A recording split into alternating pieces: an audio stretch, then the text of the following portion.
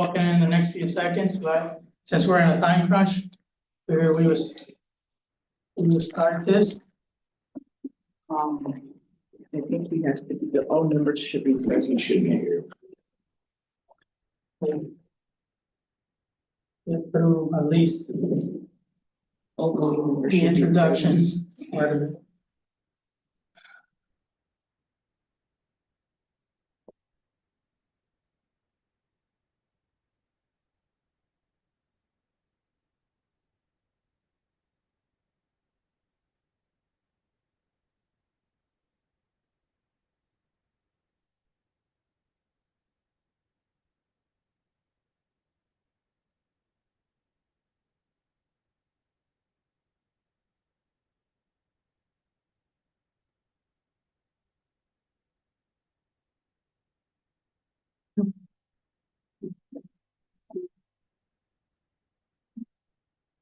Go, we stay on that because those are kind of headways it is. I mean, you can't start something without the voting members.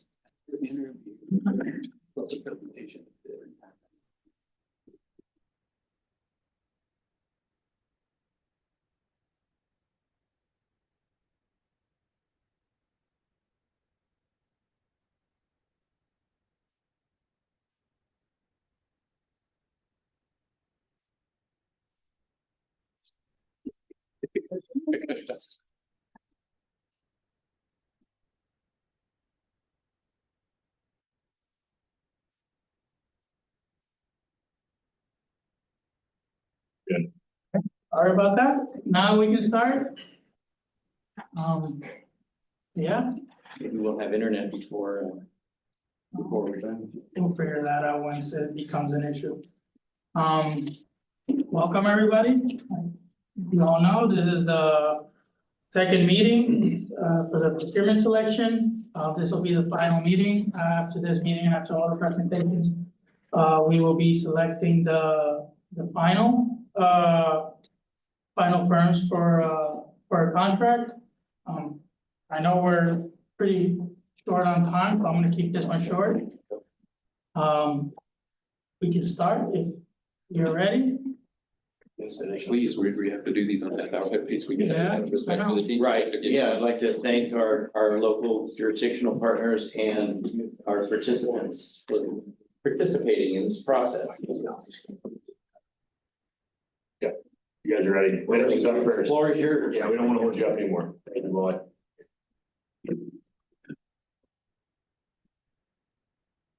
Thank you very much. We are the Advantage team. Very happy to be in front of you today to talk about our qualifications to be your GPC consultant. With me today, to talk about our experience and qualification. Myself, I'm Rob Kersey. I'll be the project principal. Wally Blaine will be our project manager. We are both professional planners, AICPs, combined years of experience working with NPOs in Florida, about 60 years. I was tallying it, so we're much younger than we actually are. Look much younger. And then also with us today are Martha Moore from Benish and Danielle Joyce from Transpology. They're practitioners, self-proclaimed plangineers who work on the study process and really look to bring plans and concepts to implementation. So you'll be hearing from all of us today. So let me start by saying who Benish is. Today is a good day for Benish because of our Benish green. So we actually feel like we belong on March 17th with the St. Patty's Day. You may know us as Tyndall Oliver. Just over 3 years ago, Tyndall Oliver, regional statewide planning firm, was purchased by Benish. A good compliment. We brought transportation planning to them. We now export that throughout the country. They bring a strong history in design engineering, which we now import into our portfolio in Florida. So it really was kind of a match made in heaven to allow us to collectively flex our muscle. Within Benish, we have over 100 general planning contracts just like this. It really is our bread and butter work. We're used to operating under task work order based contracts and actually successfully completing task work orders consecutively. And we have over 1,000 people in the firm. So we're able to handle a very large workload. In transportation, now that it is finished, we have the resources to go from planning to concept to design to construction services, full service planning firm that you have with Finish. Many of our clients we have longstanding relationships with. To stay in this business this long, you've got to do the work well, and you rely on that repeat business and the relationships you have with your clients.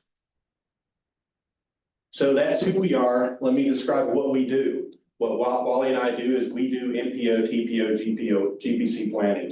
This is what we've been doing, as I said, for the last 30 years, 60 years combined. We currently have 16 MPO, TPO general planning contracts in the state of Florida, of which you are one, and we're proud of that relationship. You see here how we get coverage in the state, everything from small, medium to large MPOs and TPOs. We bring that experience to the table. Within Florida, we have about 50 transportation planners and engineers who work solely on these types of projects. I think if we're not the largest, we're one of the largest in the state of Florida to have those resources. About 30 of us sit in the Tampa office, engineers and planners working on these types of contracts. We have folks also in Jacksonville, Fort Lauderdale, and Miami who we draw upon.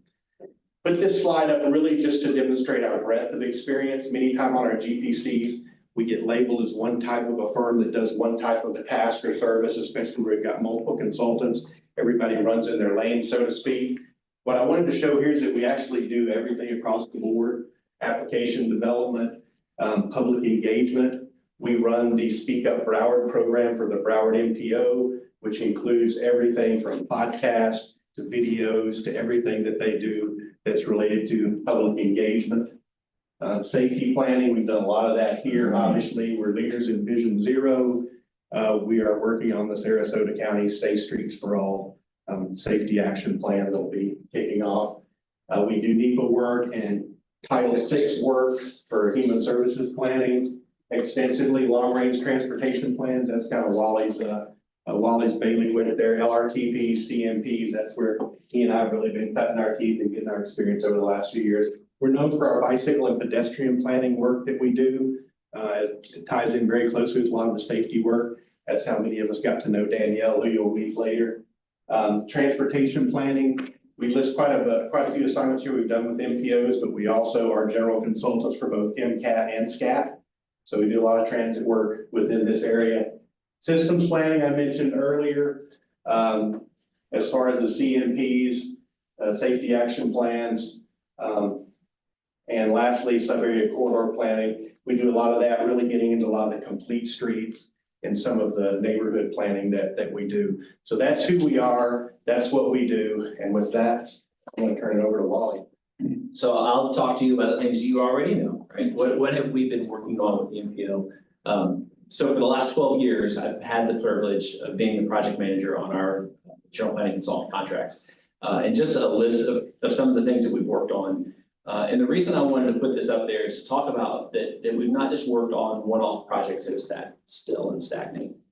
We've helped you and supported you on projects that have advanced the planning process and advanced from study to projects. And so some of those, kind of just to point out, like the safety performance measures we worked on almost 10 years ago led to the identification of high crash locations, led to a US 41 MMEC study and a safety gap analysis. It kind of then progressed and has become more of the destination zero and some of those education implementation side of things. And so I feel like we've been able to help support you and advance the way we work through what we want to do. We want to spend a lot of our time, the rest of our time, with Martha and Danielle, talking about some of the things you don't know. So I'm going to move past this, and then we can come back to this if you've got other questions about it. From our team and the way we've structured our team, different team than we had and have under our current general planning consultant contract agreement. Specifically for this reason, these are not just firms that help advance some of the MPO planning activities that are coming up under the next contract, but they're firms that we've worked with and have a relationship with. So I'll start with Quest, a public involvement firm, outreach education, that we're currently working on with the lead MPO on their long-range transportation plan. They're leading the outreach and engagement and helping to drive that. A lot of our transit development plans we're partnered with Quest on. NDS is a data collection firm that we work with on a lot of our GPC contracts. whether it's the St. Lucie TPO, the Polk County TPO, the Hernando Citrus NPO, they're helping to support those NPOs in their traffic count programs.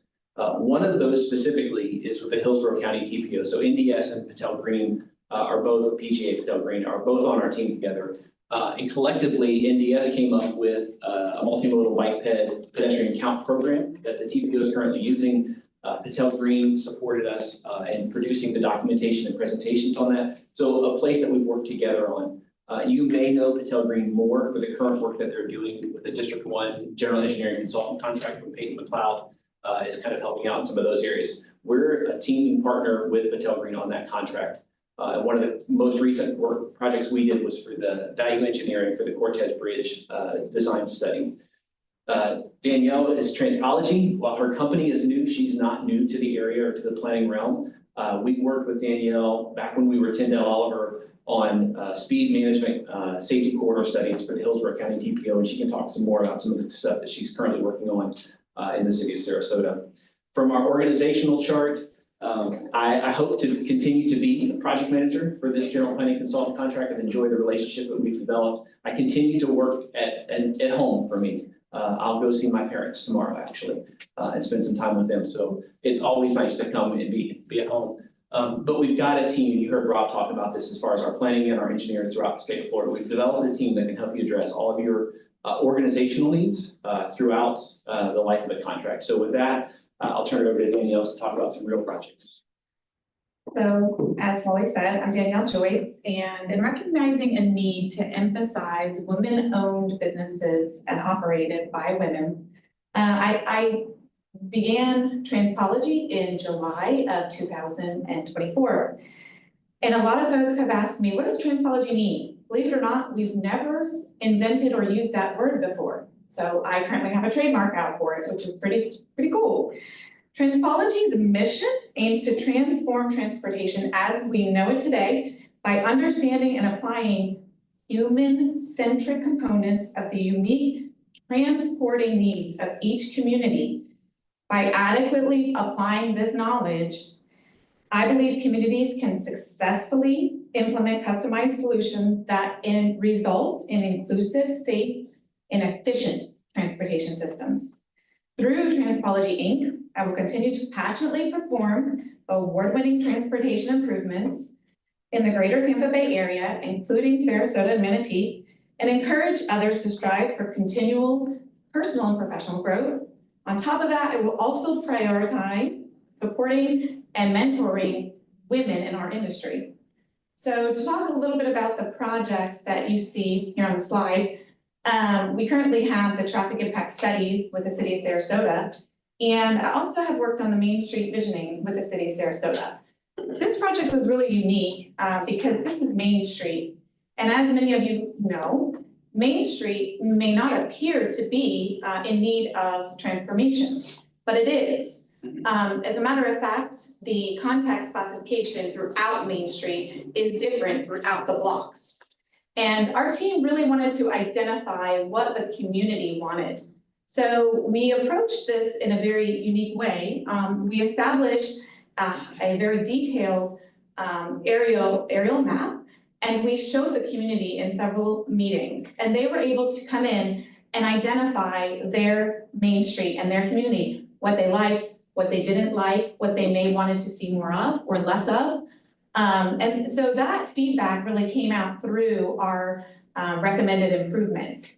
We implemented technology improvements for multimodal transportation because, as you may know, the city of Sarasota is very interested in applying AV and CV, even as a test bed, a pilot study. So that was one of the recommendations that came out of this project. We also knew that the vendor community, because they blocked the streets off during these events, we actually have a proposed improvement that recommends flush streets or a flexible design so that during those events, we can have that space as flex space.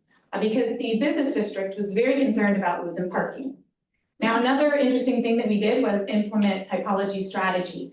This really helped to engage the community in understanding what they had and what they wanted to see more of or less of. Another project that you might be familiar with is ongoing right now, is SR 45 at Myrtle Street and Martin Luther. And this project involves the design of several successive roundabouts. And I put this image up because we have to integrate the stakeholders and the community members, namely at the corner pharmacy store here, where the design of the roundabout was going to infringe upon their right-of-way. And this is really important to be able to communicate effectively with those community members and stakeholders, and really stand behind these projects to get excited about what they're going to see coming into their area. And we also needed to engage the city staff and other stakeholders about a detour, because when this work is going to be happening, it's really important that the community members aren't upset about the increased commute that they might be seeing within the project. Also, district-wide safety studies, as Wally had pointed out, really it's important to understand what the field studies are indicating. So data-rich solutions.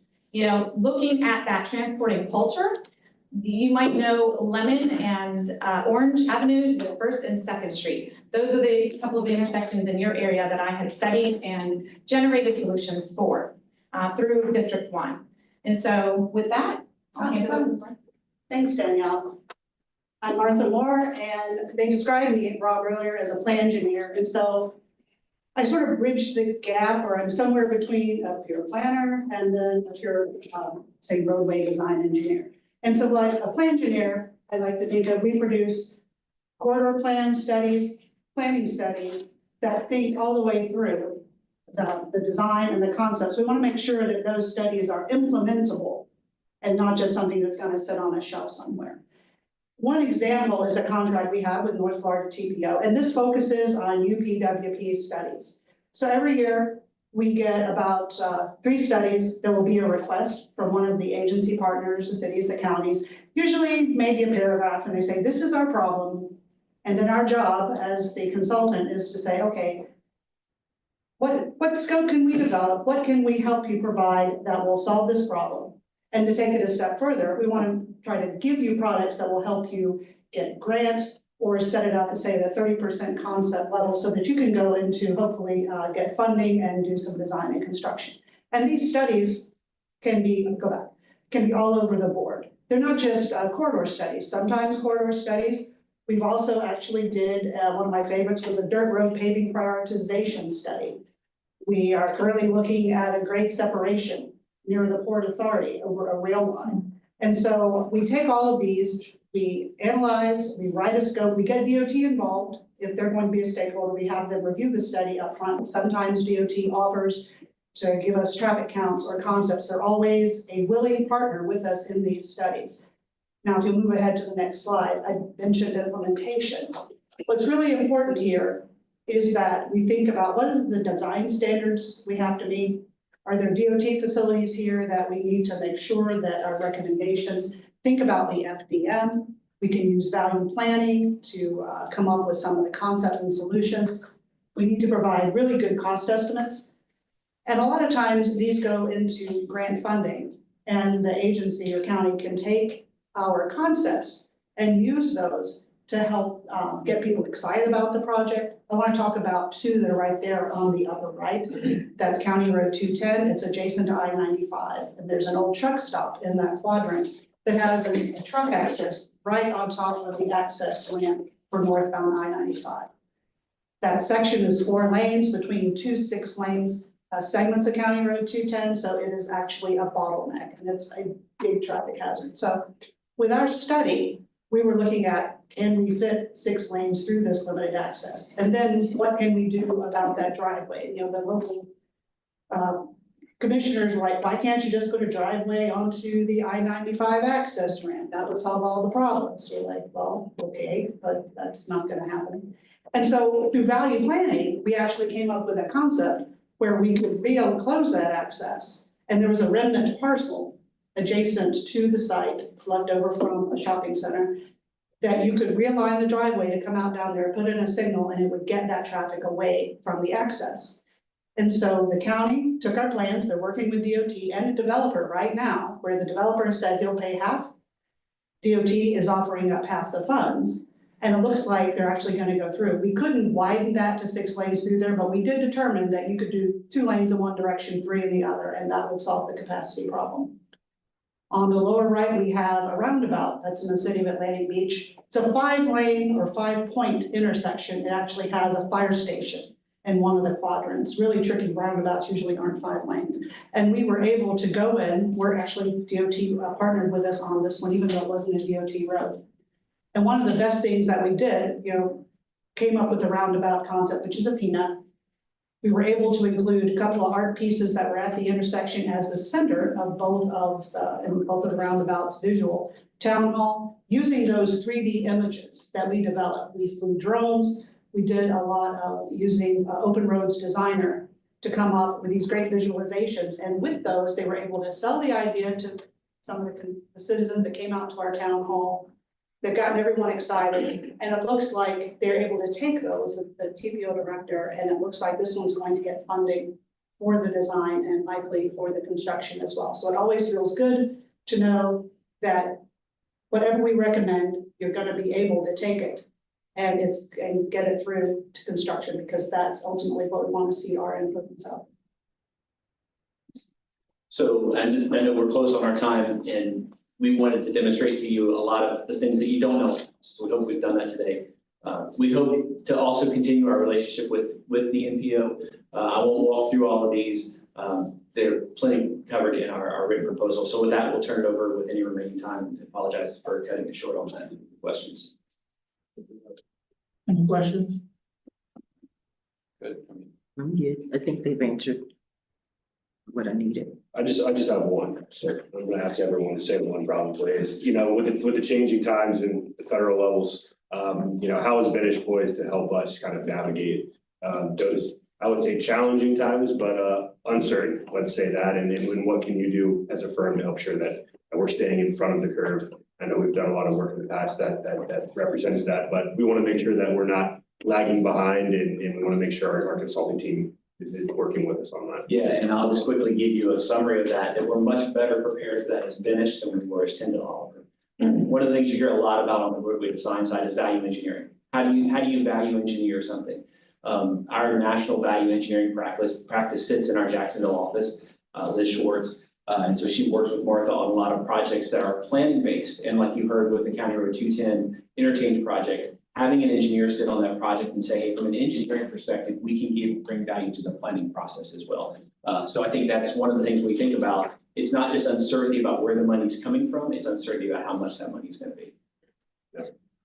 If we have implementable projects, what you're showing is that you're not wasting dollars. That's what we want to do, moving from planning to implementation, and regardless of whether or not the requirements change, we want to make sure that we're bringing the most value to the table. So we certainly appreciate your time, and we'll certainly let you know if you have any other questions. Thank you so much. Thank you. Can I ask real quick too, the selection, your conversation at noon, is that open? Yeah, it'll all be open. It's just, and like I said, anytime that rolls over, we'll take it out of our end, the back end. Thank you. Yeah.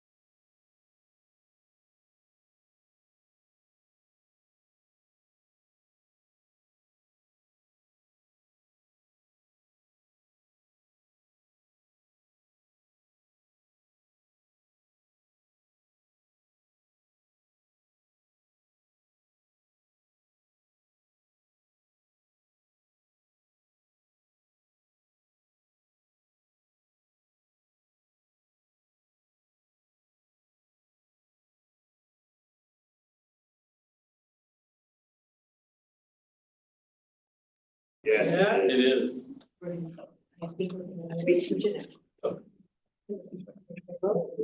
Yeah, make yourselves comfortable. And then start as soon as you're ready. We can do introductions if you want. Oh, yeah, we have a. Oh, you have one? Yeah, well, yeah. Oh, okay, great.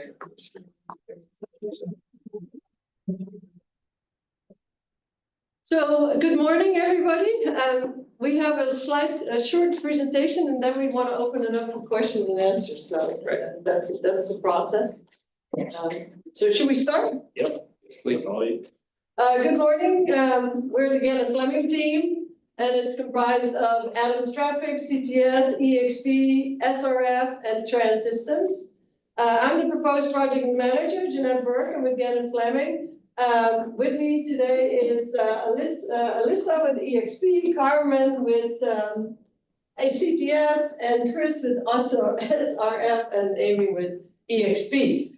Just want to say Gannon has been in Florida for over 70 years. We've been in existing for 110, but as you can see on this slide, we bring a tremendous amount of resources as a team as a whole.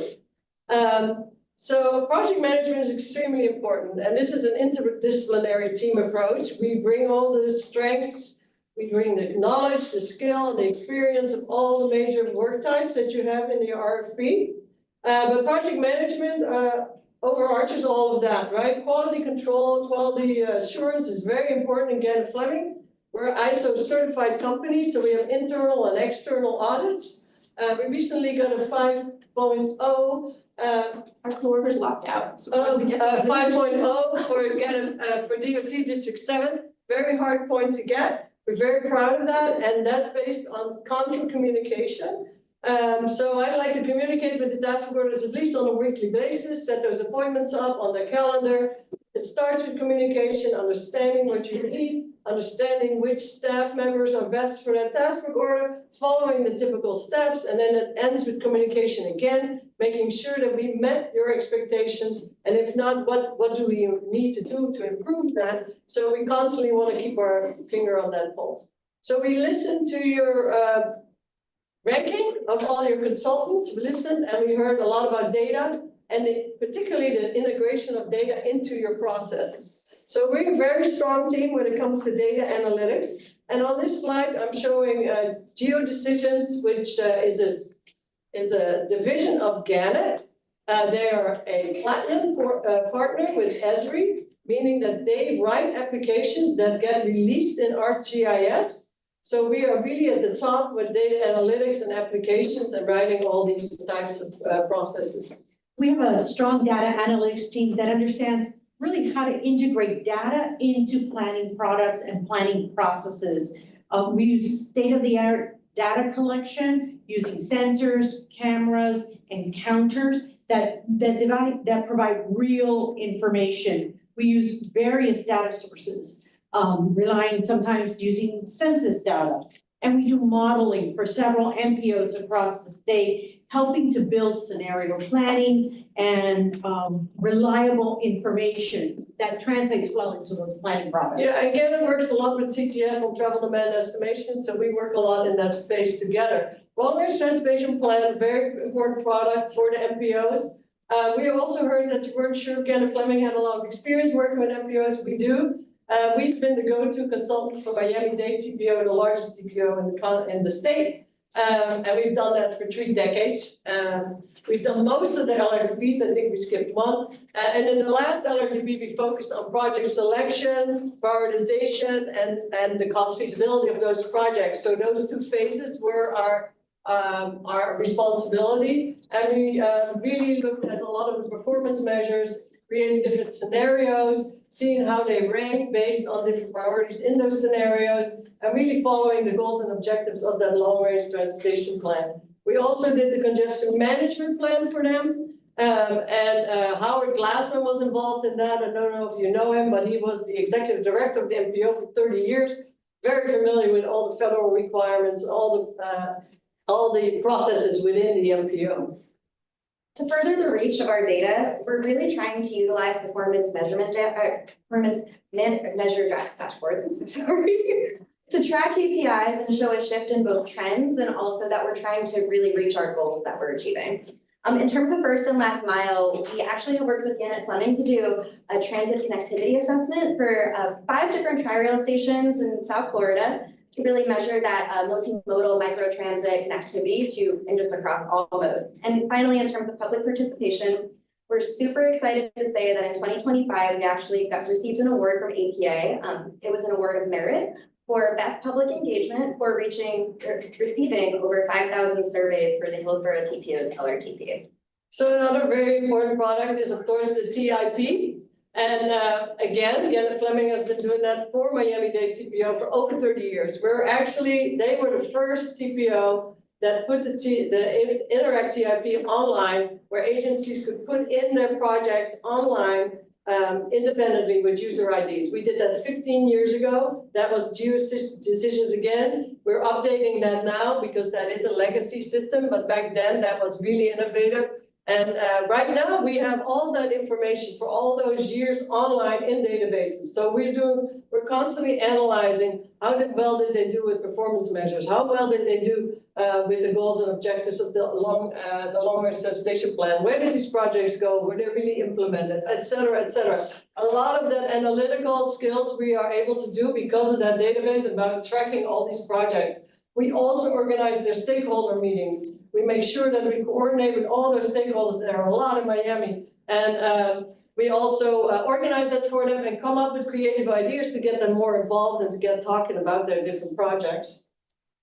Special projects, I just want to hit on a couple that Gannett did. One is in Beach Boulevard in Jacksonville, where we focused on aesthetics. We focused on crash data. We have Gary Sakalo. He's known for access management. He's been doing that for 30 years, expert in that field. And we looked at how can you eliminate some of these left turns that are very dangerous.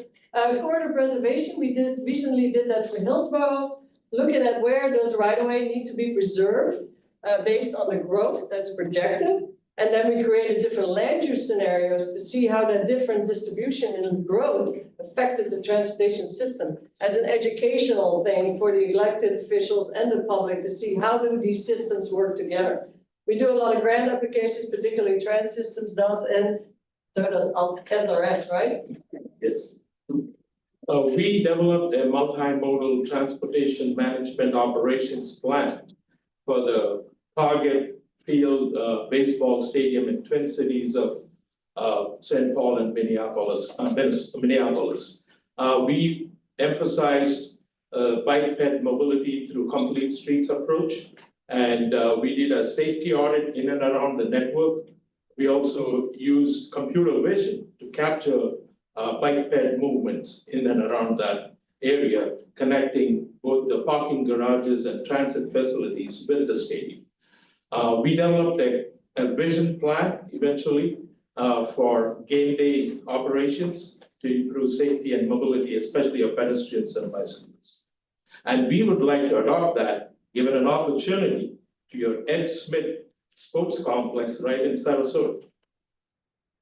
We led the Pinellas Trail Wayfinding Study for FDOT District 7, where we worked hand in hand with community stakeholders, including Pinellas County and Forward Pinellas, to develop a comprehensive wayfinding plan that connected the Pinellas Trail Loop with the 7 Trail. And through that, we were able to identify some public-private partnerships that allowed us to identify funding sources for additional improvements.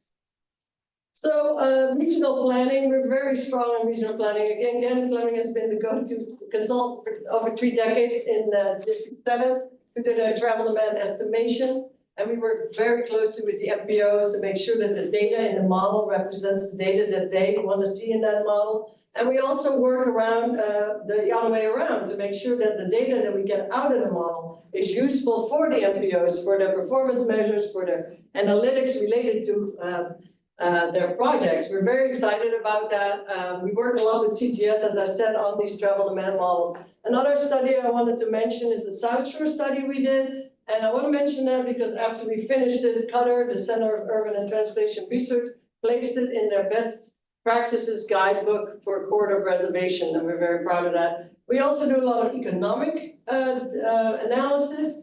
We recently did one for the Sunrail extension, to see what the effect of transit systems are on the value of land? We not only understand the MPO processes and expectations, as Jeanette mentioned earlier, but we've actually been a part of these processes. I was the communications manager for several years at Forward Pinellas, and during that time, I led the Suncoast TPA planning initiative for rebranding, where we developed a new logo. We worked with stakeholders and community members to develop a website. We did our Gulf Coast Safe Street Summit, and we even developed a Tri-County Trails map. We have a lot of experience with grant programs and priorities as well, including TRIP and SunTrail to highlight a couple. Actually, as the former Palm Beach TPA's ped bike coordinator, I led the SunTrail implementation plan, in which case I was directly involved in coordinating with central office to realign the SunTrail network within Palm Beach County for feasibility, and that's something that we do want to bring here as well. Yeah, so on transportation demand management, currently Trans Systems is the consultant that's leading that for District 1. And CTS and Carmen here work a lot in that space in Southeast Florida.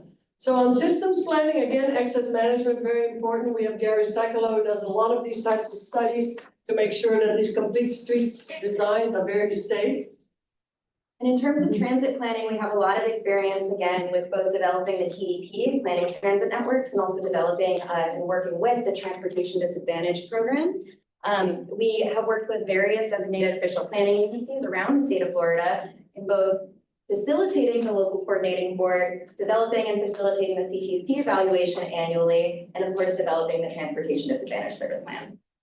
We develop transportation systems management and operations plans involving ITS, connected vehicle, and other technologies that use concepts like active traffic management, integrated corridor management, and we have deployed this nationally, locally, and statewide in many of the clients that we serve. And we are looking forward to an opportunity here where I see a lot of growth in Manatee and other areas of this part of the county to advance these tools and technologies into traffic management, freight mobility, advancing those LiDAR related activities to flood prone areas, and also safety dashboard developments. So public participation, in my mind, is a field in and of its own, and with that, I'm gonna hand it over to Amy.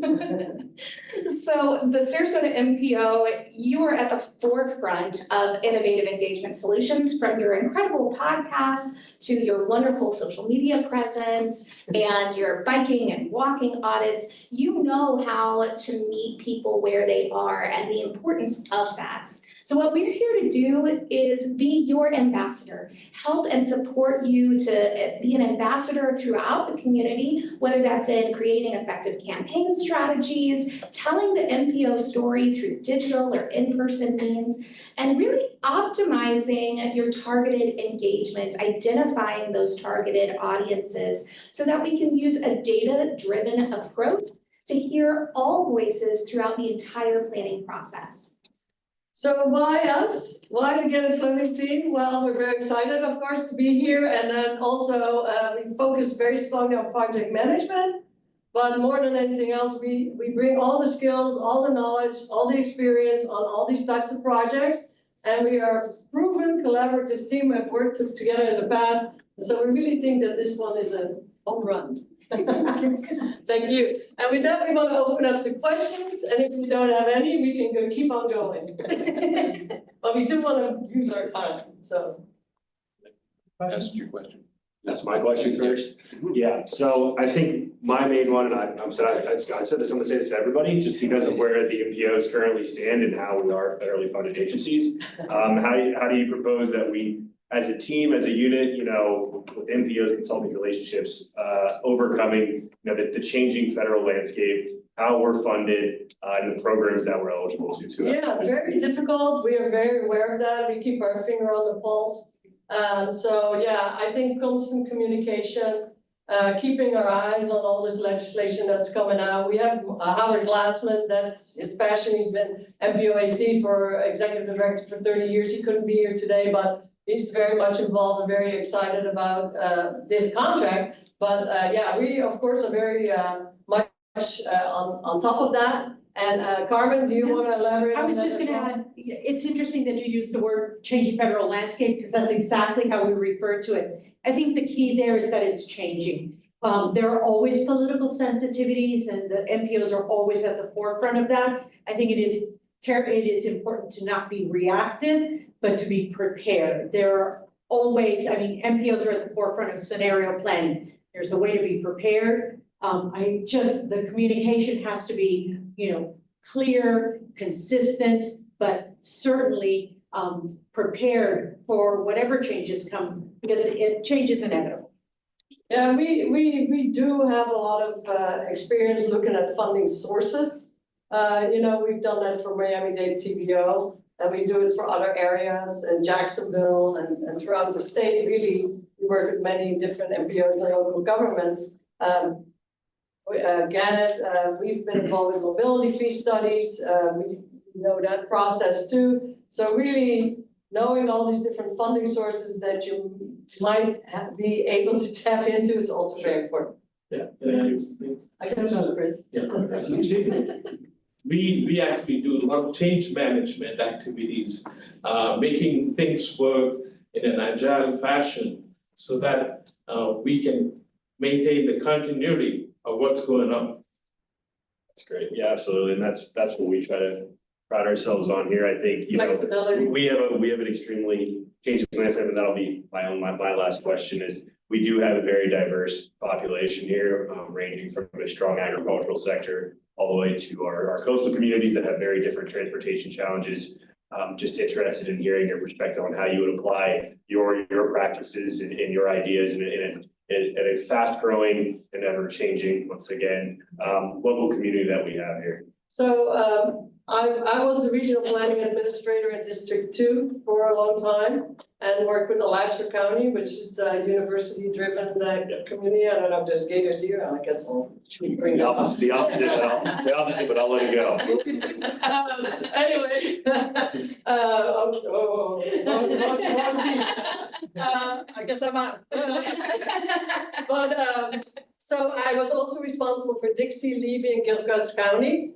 Very agricultural driven, very rural. And so I would deal with those commissioners and with those public works department, which sometimes was just one person. So I'm very familiar with that, the lack of staff, the lack of money, the needs that are out there that are very different than in an urbanized area. I also worked in Jacksonville, which is a huge urbanized area that in and of itself is very varied, right? Agricultural areas and such. So I'm very familiar with these different needs and different priorities that are based on that. We also work in Miami a lot, where we work with Miami Beach, the city of Miami Beach, which are barrier islands, right? And we deal with them with visitors, with parking needs, with transit needs, with limited access, with these bridges. So we really understand all these different elements that you have in your area, in a small geographical area. So yeah, so we bring that experience and the knowledge of talking differently to different groups, and also based that their needs are very different. Did you want to add something, Chris? Yes, connectivity. We live in a connected world. And so there's the urban and rural requirements that are very distinct. And so we bring in data analytic solutions to develop new insights based on public engagement, input, and other knowledge base that you all have to bring in the new insights and new knowledge that differentiates the needs, coastal versus inland, rural versus urban. And we tailor those needs to technology and data analytic solutions to develop those kinds of, to capture those kinds of variations to provide mobility and safety as well. One quick question. Jeanette, you talked about the process and, we give you an assignment and you develop a product or a deliverable. And after going through the process, well, our process frequently involves working as an extension or adjunct to MPO staff and collaboratively with with other consultants on a project. We're doing that now with our LTP. We did it last time around. Could you tell us a little bit about your experience in working as an extension of an MPO staff and with other consultants on a project? Yeah, so we do that currently a lot with Miami-Dade TPO. And I was gonna get that slide up, yeah, so this last long-range transportation plan, we weren't the prime. They split it up to be more fair financially against, other firms. And so we worked together with 2 other firms to make sure that we brought home that whole LRTP. So we're very familiar with handing off different pieces. The other thing I wanted to say with, it's not just with other consultants, it's within our own consultant firm. We have a lot of specialties. So I know how to reach out and to just admit I don't have that specialty, right? So we reach out to different team members. The other thing is that I have my own company for 17 years. I was a DBE. And so I know how frustrating it is to be on a team and not being used. So as a project manager, I really are focused on the team and make sure that the team that is best suited for the work gets it. And very open about giving you the best product. And really, I think the key is always communication. First of all, understanding who's available, who's got the skills, and who do you like to work with too. There's that other dimension. I always make sure that happens. Because if you have a great team spirit, then it's easier to bring home a really good product. But yeah, a lot of experience working with a variety of different elements. I wanted to add, well, we have 3 people here who worked at an NPO at the beginning of their career, so they have that knowledge of kind of working within the group. And I, of course, managed all of the NPOs in my position with FDOT. So we have a little bit of knowledge of just kind of how NPOs work internally, the mechanics of it, but also in context. But I think, yeah, I started my career with the NPO up in Jacksonville. Back then they were staff to the NPO, they were the city of Jacksonville. So we were constantly having to work with different departments and different people and all that. So I'm very familiar with that. I actually love that. I think that is the great thing about being able to have a large team and bringing all this expertise and knowing who has what, right? Just like we know that now, and we work with these companies all the time. So does that answer your question? Yes, thank you. Thank you. Laura, any question? Yeah, Tamina? That's it. That's it, time. I have one question. Okay. I went to your guys' website and I saw that the first thing that popped up is that you completed a merger with Trans Systems. So we wanted to know how that merger looks like and look to the future. What does it bring to the table? Well, Trans Systems is on the team right now as a sub because we haven't completed that merger, on paper, like administratively. So we're working on that. That will probably happen sometime this year. So that it's very interesting because in Florida, we don't overlap much, a little bit in the PD&E section, but in planning, we don't really overlap. Gannon really has the stronger or the larger planning group. We would add some people that are in Orlando and in Fort Lauderdale and some of them in Tampa that add some additional skills to the team. But basically, we already included them in the presentation so that we know what they bring. Like they bring a lot of the grants, they bring a lot of the TDM, they work a lot in District 1. So they're local too. So they really strengthen the team more than anything else. But administratively, it hasn't happened yet. Okay, Thank you. thank you. Thank you very much. Thank you. All right, thank you. They should keep on time. We have the time when they actually start talking. Yeah, But our administrative stuff, they're getting exactly. If you need to.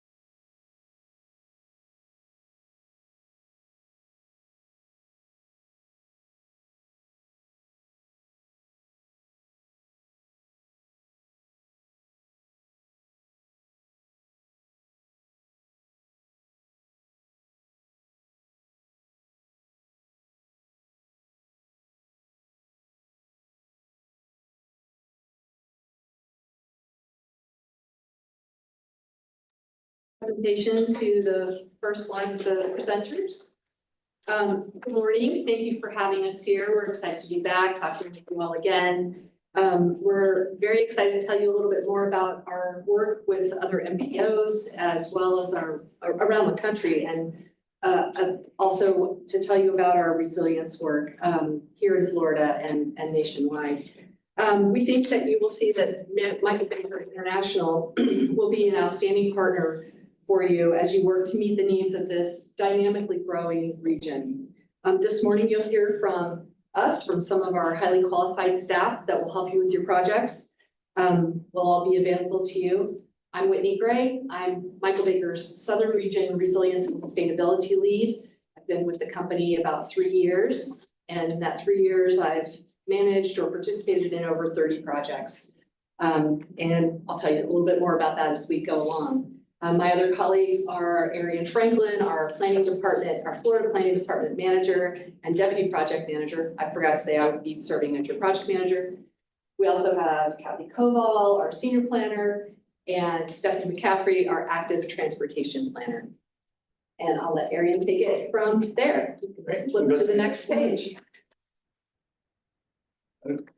Again, it's good to see everybody again. I'm Arian Franklin. I'm Baker's Southern Region Planning Lead, as well as our Florida Planning Department Manager. I have 27 years of experience as a transportation planner. As Whitney said, I'll be your deputy PM on a project. I've been with Baker for a little over 7 years now.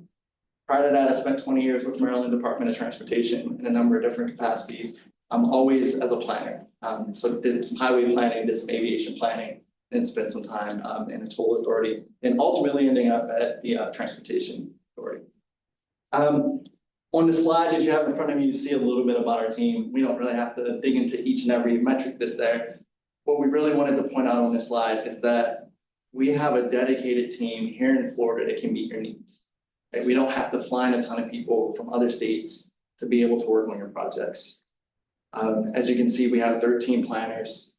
We have one GIT associate that's dedicated to our planning department. It's not somebody that's sitting in the GIT department someplace else. It's actually dedicated to our department. 58 engineers. We'll note that we have one certified floodplain manager. There's 3 PhDs on the team.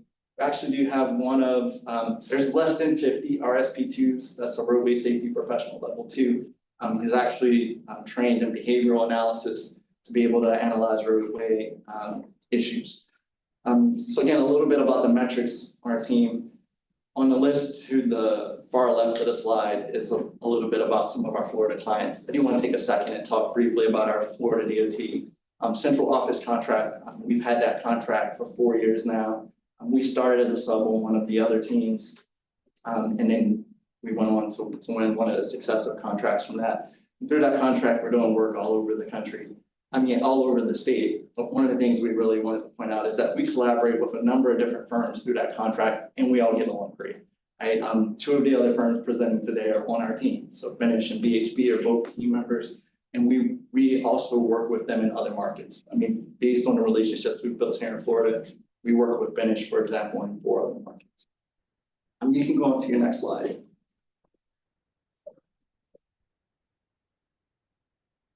You can't see our fancy animation, but that's okay. This slide is about our work with Hagerstown Eastern Panhandle MPO. If you're not familiar with the MPO, it's Hagerstown, Maryland is in Western Maryland, and the MPO services Hagerstown, a portion of the Eastern Panhandle of West Virginia, so over to like Martinsburg, West Virginia, and then a little portion of the southern portion of Western Pennsylvania.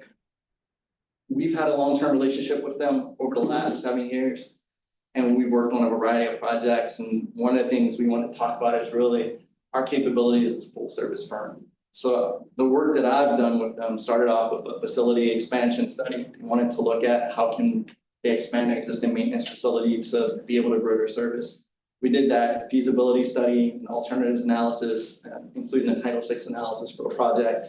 That picture, the larger picture on the screen, is actually the site layout that our architecture group took over and actually designed the site, which is moved forward in 2003. But based on that initial work we did with them, they actually asked us to look at a commuter bus study to replace some existing commuter rail that they had running into Maryland to try to get people to DC, kind of a not a very direct route. We did a study for them to look at connecting directly to the new WMATA Silver Line in Virginia. So that panned out well. It assisted them in winning some state and federal funding for the project, which then went on to an implementation plan where we actually made connections with them with WMATA, as well as the transit agency in Northern Virginia, and made connections for all of the sites where they would drop off and pick up passengers and dealing with all of the rules and regulations regarding the interstate travel. With that, I'm going to hand it over to Kathy. Hi, I'm Kathy Koval. I'm a senior transportation planner with our team. I've been with Baker for 9 years, and I'm going to talk a little bit about the next slide, which is the New River Valley MPO multimodal plan. This was a plan that we helped them with a couple years ago, re-envisioning their existing bicycle and pedestrian master plan to include connections to local, regional transit and also intercity transit. The New River Valley MPO is located in Western Virginia. It's headquartered in Christiansburg, but it includes Blacksburg, if anyone's familiar with Virginia Tech. That is a big draw there, and then another university in Bradford, city of Bradford. So we did a lot of work with the students and the representatives from the college to pull in their kind of where they would like to be, where they'd like to be able to go. And then we started our analysis by creating our activity centers, which we connected as larger multimodal districts. And then we took the major road network and split that into placemaking corridors and through corridors. So we ended up with different transects for each type. We came up with a plan for the whole region to have it more holistically connected. And then we ended by having a list of prioritized implementable projects. I'll hand it over to Stephanie. Thanks, Kathy. I'm Stephanie McCaffrey. I'm an active transportation planner with 7 years of experience. I'll be talking about a project that we're currently wrapping up in the Panhandle. This is the Bay County Safety Action Plan. It's part of the Safe Streets and Roads for All program that you may be familiar with. So as part of that project, there were a few different components. We conducted a detailed crash analysis in GIS to develop the high injury network as well as the high risk network. And following on from that, we built a set of countermeasures for 100 locations throughout the county. As part of the project, we also did an extensive public engagement. So we created a custom story map, public survey, as well as conducted a few pop-up events. As you can see, there's a pop-up there at a farmer's market in Panama City. Another important aspect of the project is looking at crashes involving vulnerable road users. So people that walk and bike, and I'm sure you're familiar, people that walk and bike are often overrepresented in fatal and serious injury crashes throughout Florida, and Bay County was no different. So we found that in our analysis and made sure to give that special emphasis in the plan. And so, as I said, my background's in active transportation. It's something I'm very passionate about. I actually served on the Jacksonville Bicycle and Pedestrian Advisory Committee in my spare time. And immediately prior to going to Baker, I worked in England for several years doing bicycle and pedestrian planning there, working on a variety of projects as well as trail projects throughout the country. So I bring an international perspective to what I do. With that, I'll pass it back to Aaron. Awesome. Hopefully you guys don't get tired of hearing from me. We turn to the next slide, the tailored solutions.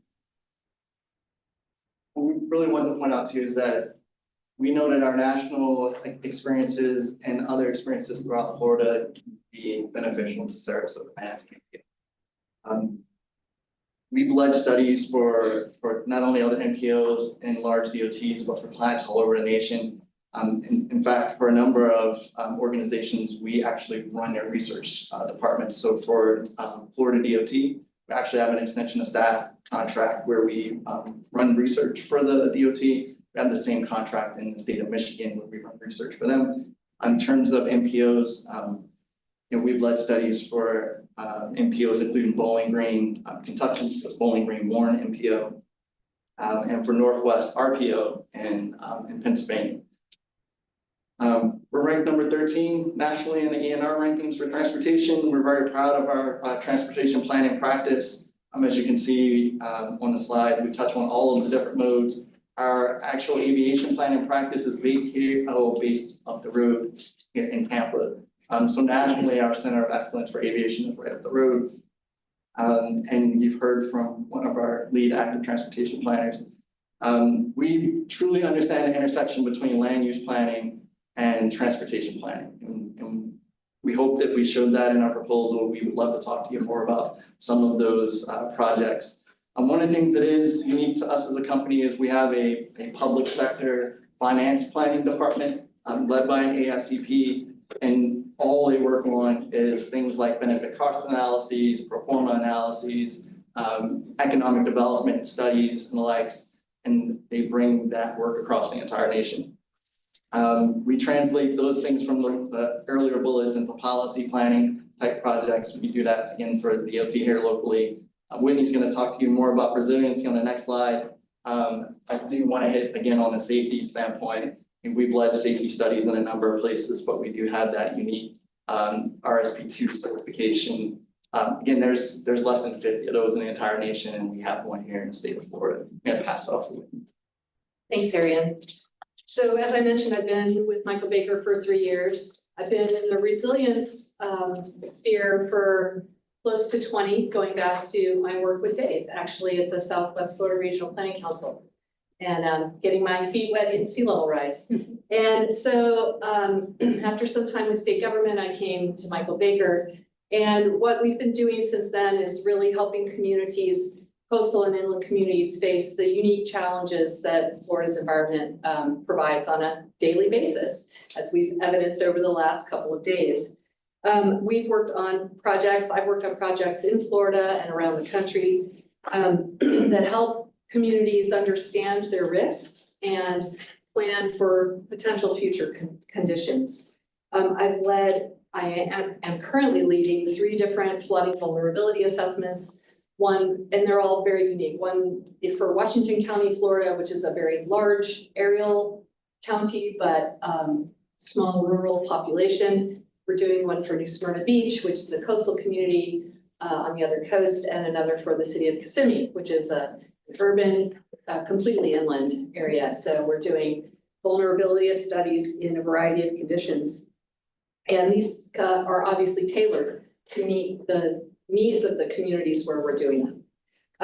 I served as the project manager for Florida DOT's Resilience Action Plan to make sure that the plan met all the statutory requirements.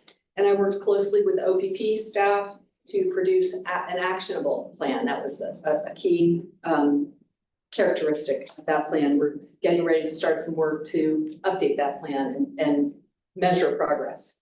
I'm currently leading an update of Central Florida Expressway Authority's sustainability plan that was originally done in 2019. Updating that plan to to focus on cutting edge technology and the use of photovoltaic power generation for their tolling facilities as they transition to all electronic tolling and automatic tolling. I worked, the Michael Baker International led a project for the state of Oklahoma, looking at our resilience work across the country. And we led the project to update the state's comprehensive water resource plan. And I led a task to do a resiliency assessment of the state's water supply and water quality. So for that, we had to kind of come up with a methodology, work very closely with the state water board, and produce deliverables on time and on budget, which we did. We've also done a wide variety of grant applications that fund resilience work and enable communities to advance the initiatives that they have focused on. We've done, excuse me, Resilient Florida grants. We've done FEMA grants. We've done National Coastal Resilience Fund grants, so a wide variety of grants. And we have, as Erin mentioned, this financial work group that also focuses on grant applications for a wide variety of agencies around the country, private as well as public. And these are projects that help the communities make sure their businesses, their residents, and their visitors are all safe and prosperous. And so that's the focus of our resilience practice. I'll hand it back to Erin to close this up. Last slide. If you can turn to the next one, the right choice. We have a team that really understands Florida We understand the double-digit growth that the region has had over the last few years, I mean, approaching a decade. And we understand from other markets that we've worked in here in Florida, especially in the Orlando area, of the implications that double-digit growth has for sustainable growth in this area. Our team members not only understand that, but we also have, as I mentioned before, the capability to reach back to larger Michael Baker and its teams. And we do have a number of specialty teams that we think may be helpful. For example, we have what we call our design hub. It's our urban design studio. And they work on metropolitan projects and urban design across the nation. We have a team that works on EVs and connected autonomous vehicles. One of our local team members has a PhD in the technology and is based in Tampa. We have a team that works on cyber security, and much as we don't think about cybersecurity as much in transportation or in some of our other planning disciplines, it has major implications. Cyber threat to a vehicle charging station caused major problems for one of our clients in a different market, and we were there able to help them address it. And finally, we mentioned our public finance team. Last thing I want to say as we close is we build lasting relationships with clients. Pennsylvania Turnpike has been a client of Michael Baker for over 50 years. We've been their only general planning consultant since they've existed. We've had long-term relationships with MPOs, including Lackawanna, Luzerne, Bowling Green. We've had a relationship with almost 10 years. The one that I mentioned in Hagerstown, east of Panhandle, we've had a relationship with for over 7 years. Build lasting relationships with clients. We use proven approaches, and we'll be there for you if you select us as one of your team members. With that, we'll welcome any questions that you have. Anybody else? No, let's start. Yeah, I mean, my main question I've asked everyone is, with the changing landscape out there in the federal world, right, and how we're funded and the mechanisms we're funded, including, formula and discretionary grants, how would your team help us broach that gap and of the climate that we're having to deal with at the federal level, and then how will we apply it, help us apply it in the local world? SS4A, great program, certainly under scrutiny these days. Resiliency, something that Dave and I have focused a lot on, something that's also under scrutiny. How do we help rephrase and reshape those things and actually create solutions that we still think are valuable within the new scope of work? I'll start and then I'll pass it to you just to cover the resilience part, because I think that's really interesting that that's becoming, that we're rebranding what we're doing in response to changing conditions. Again, it's not the first time, and any time that I've worked on anything that's, I would say, climate related, that's a factor you factor in as you approach the community. How is it here? Are we, some communities are very open to the discussion. Some communities would rather just talk about what's happening and how to fix it. And so we understand that, first of all, it's an approach, and it has to do with the particular entity where you're doing the work, right? So it has to have to do with the pressures that you all are under here at the MPO, as well as in the community where the project may take place. So you have to gauge, you have to talk to people and engage and create the relationships. But as I said, in the resilience world, that is nothing new. We come up with a new buzzword every time it's necessary. I was telling my colleagues here that our national planning lead has started using the phrase future proofing, which I find interesting. We'll see if that one sticks.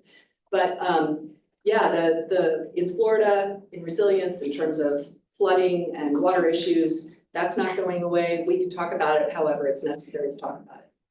I'll just add a few quick things. First of all, part of our job is staying on the pulse of what's happening in the industry, right? So that's one of the ways that we help you. Being able to stay attuned to not just what's happening locally and within this region, but what's happening nationally.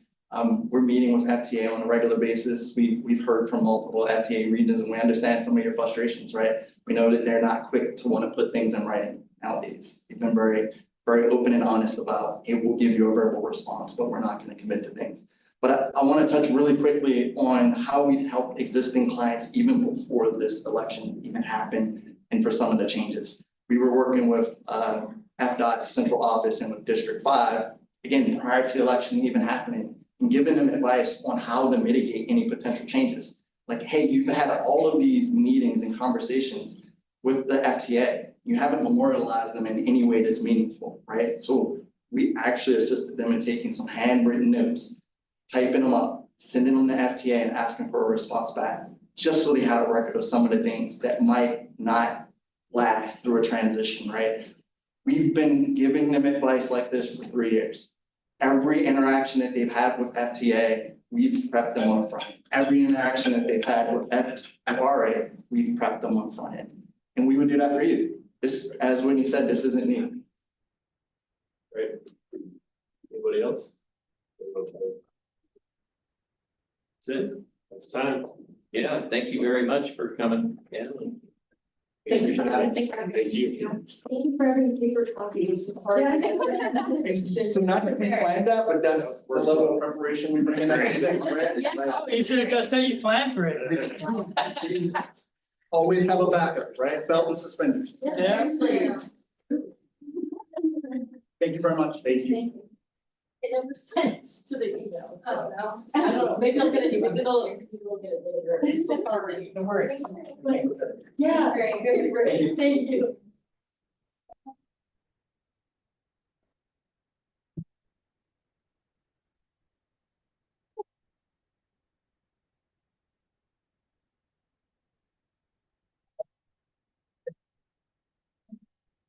What? What? On the. Yeah, that's the- Oh, no. Well, they're listed on the agenda. Thank you. Good morning, how are you? I don't know that. I.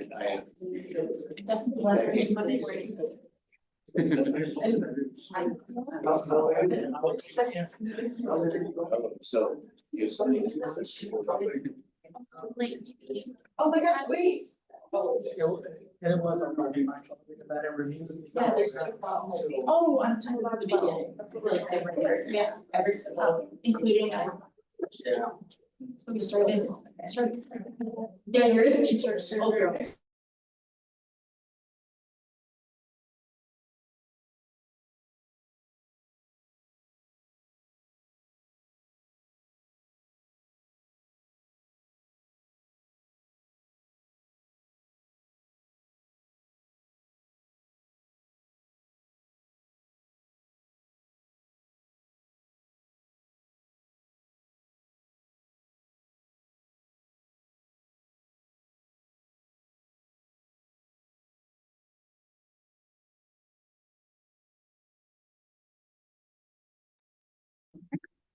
Welcome. All right, your timer's on. Thank you. Morning.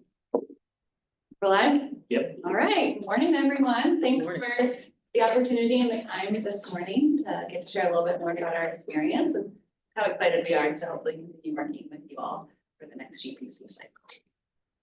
We'll share a little bit of our team who's in the room today, how we plan to approach the contract, just a little bit of experience related to some focus areas for the NPO, and then save time for answer to elaborate on anything. So my name is Jennifer Musselman. I currently serve as our project manager for the contract, and I'll continue to serve in that role for the upcoming contract. I also recently managed the update of the active transportation plan for the NPO. Joined today by Lei Zhang. She'll be our deputy project manager. She also helped with the active transportation plan and the NPO's trail studies. And then Franco Serafino, our project principal and QA/QC advisor. He helped you all with the last 2 rounds of your LRTP and is also currently leading the investment analysis. Our project management team are the folks that you all interact with day to day on tasks throughout the last 10 years. We'll operate our contract out of the Tampa office, but just like now, you'll continue to have access from staff in all of our offices and through all of our sub-consultants. So we're excited to have a team joining us. So we have Adams Traffic for any data collection needs that pop up. Val Stern, who are experts in public engagement, marketing, branding, educational campaigns. SRF to support resiliency and stormwater management, ATG to bolster our transit work, and then WGI to help with survey and LiDAR. So we've had the opportunity to work with staff from all of these firms in the past and are excited to continue our teaming relationship with them on this contract. All right, so as far as QA/QC, our team takes quality control very seriously. At Kittleson, we have a 3-tiered review process for all deliverables. Starts with the task lead review, followed by the project manager review of the deliverable, and finally the quality manager review. If at any step in this process, quality issues are found, they're addressed, and it goes back up a level and then reiterates through this process. So lots of redundancy built in to assure quality of all the products that we deliver to the MPO. In addition to document review, we strongly believe that QA/QC begins with proactive communication at the very beginning of the project. It's critical that we understand your needs, what's expected out of the project, what the political messaging should be, and so forth. So quality really begins at the very beginning of the process and follows through. So as Jen said, we've done a ton of MPO work across the state. We've worked with 15 different MPOs, done over 15 LRTPs, over 10 congestion management plans. We've even worked on public involvement plans, TIPs, UPWPs, everything that the MPO does, we have done. We've assisted a variety of MPOs with. We're also involved through the full project lifecycle. So we're not just planners, we're also engineers. And so we've worked with your implementing agencies, both FDOT, City of Sarasota, and others. It's not just about planning, it's about getting the project done. Which is why we're super excited about the transportation investment analysis that we're currently working with the MPO on, really helping you address project delivery. That's that national goal that's been elusive from a planning standpoint. So we're working with FDOT, working with the implementing agencies to really do some historical analysis, figure out what the challenges have been with getting projects built, what are the success stories, and trying to build that into a better project delivery process and improving that for the MPO. We're excited about leveraging that experience with implementing agencies. We also recognize that one of the big problems, of course, is funding shortfalls as well as increasing project costs. So we're excited to offer the MPO our fundraising abilities. Since the passage of the current federal bill, we've written over 60 grants, winning over $387 million for our clients in a variety of programs. As you can see, this is just a sample of some of the programs: Safe Streets, Raise, Infra, and so on. So we're excited to be able to help also with fundraising and getting projects built. In addition to all the core MPO products, we're involved in a variety of areas, including traffic analysis, multimodal trail studies, active transportation plan, congestion management, financial analysis. We do it all, and we're excited to be able to offer those services to the MPO with absolutely zeros of learning. Okay, so here's an example of how we've been working with the MPO in the last LRTP cycle to move projects forward. So we worked on the 2045 LRTP, and in the cost feasible plan, we identified off-road share use path studies in the Manatee Avenue and Fruitvale Road areas. And then in 2022 to 2023, we were able to work with the MPO, the counties, and the cities to identify sun trail alignments in these two areas. And then based on the Fruitvale Road area alignments, we have the opportunity to work with the City of Sarasota to develop a PD&E study for the segment from Legacy Trail to the Bobby Jones Golf Course. Slide, please. Kittleson also worked with the MPO on the development of the 2020 congestion management plan. And then based on the projects identified in the CNP, you all were able to advance and implement a total of 49 projects between 2021 and 2023. And then we'll share some examples of built projects that Kittleson worked with agencies on. And the first one we have is the Hickory Street project. For this one, we worked with the Space Coast TPO, City of Melbourne, and FDOT on the planning and designing of complete street projects on Hickory Street. The design includes bike lanes along the street, risk intersections at high pedestrian traffic areas, an innovative curbless Festival Street, and 2 new roundabouts. And the next we have is the Orlando Airport Gap Trail. The Airport Gap Trail fills an important gap in downtown Orlando's trail network. Kittleson led the design process and provided construction support to the city of Orlando. And the next thing we have is the St. Petersburg bike crossing of Fifth Avenue. As a part of a speed management study for FDOT's District 7, the Kittleson team identified Fifth Avenue in St. Pete as a corridor that has a higher posted speed limit relative to its context. And then when the resurfacing project was identified on Fifth Avenue in 2024, Kittleson worked with FDOT and the city of St. Pete to incorporate speed measurement as well as pedestrian and bicycle improvement to the project, and which is currently under construction. And then we'll share some work that we've done around safety data visualization. We've been working with FDOT, multiple NPOs in various counties on creating interactive dashboards to visualize safety data. We've created dashboards with different platforms for the agency's internal use and also for public access. And on this slide, we're showing the Power BI dashboards that we've been working with FDOT State Safety Office on. And with these dashboards, we were able to visualize the root cause analysis and also to track the work program fundings on safety initiatives, as well as the effectiveness of these initiatives. And similar visualizations can be done with other platforms like Tableau and ArcGIS Online. We'll work with the agencies to identify which platforms to use based on specific projects. So to bring AI and machine learning into the advancement of complete streets, Kittleson is currently working on a tool that can take the results of the level of traffic stress analysis, which we worked with you all on before as the input, and then create estimated routes for different types of cyclists. The routing algorithm can be used to provide guidance to the public on bike routes to get between destinations, and also can be used in planning applications to understand where people are likely to bike today and where people may bike in the future after changes are made to the network.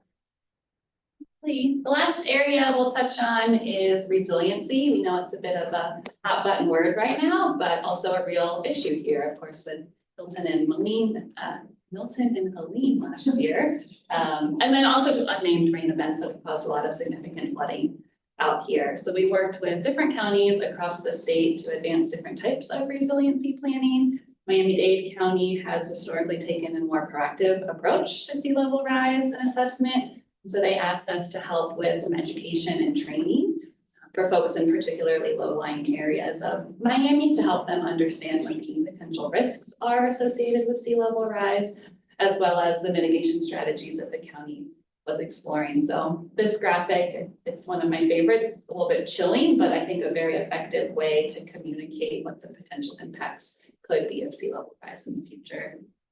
And then we worked with the Space Coast TPO just recently to adopt their resiliency master plan. This plan focused more on working with the technical stakeholders to identify what their critical infrastructure was and what risks were associated with different shocks and stressors.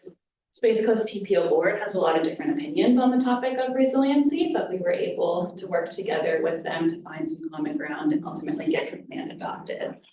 So you can see just in the phrasing of the studies how different agencies are tackling the topic differently. So we're excited to be able to work with you in whatever way makes sense to be able to relate to your elected officials and get projects moving forward. We also added SRF to our team to bolster our resiliency so they have more experience on analysis and concept development, some more experience related to watershed planning, and then the specific implementation of different water treatment, flood reduction strategies. So we're excited to bring that complementary skill set to our resiliency planning work. And so we'll keep it there for now. Of course, leave time for questions, but just wanted to highlight that we have been really proud to work with you all for the last 10 years, day to day with a lot of the staff in this room. But we're also bringing that national team of experts and folks that work on research and innovation all the way to implementation. So it's representing the full spectrum of project development. We've had the chance to work with many of your planning partners and are just really excited to continue the working relationship with you all. So we will stop there and open it to questions. Thank you. Anybody on our committee? Anybody else? Then you should go so that your questions, being able to answers for all the groups.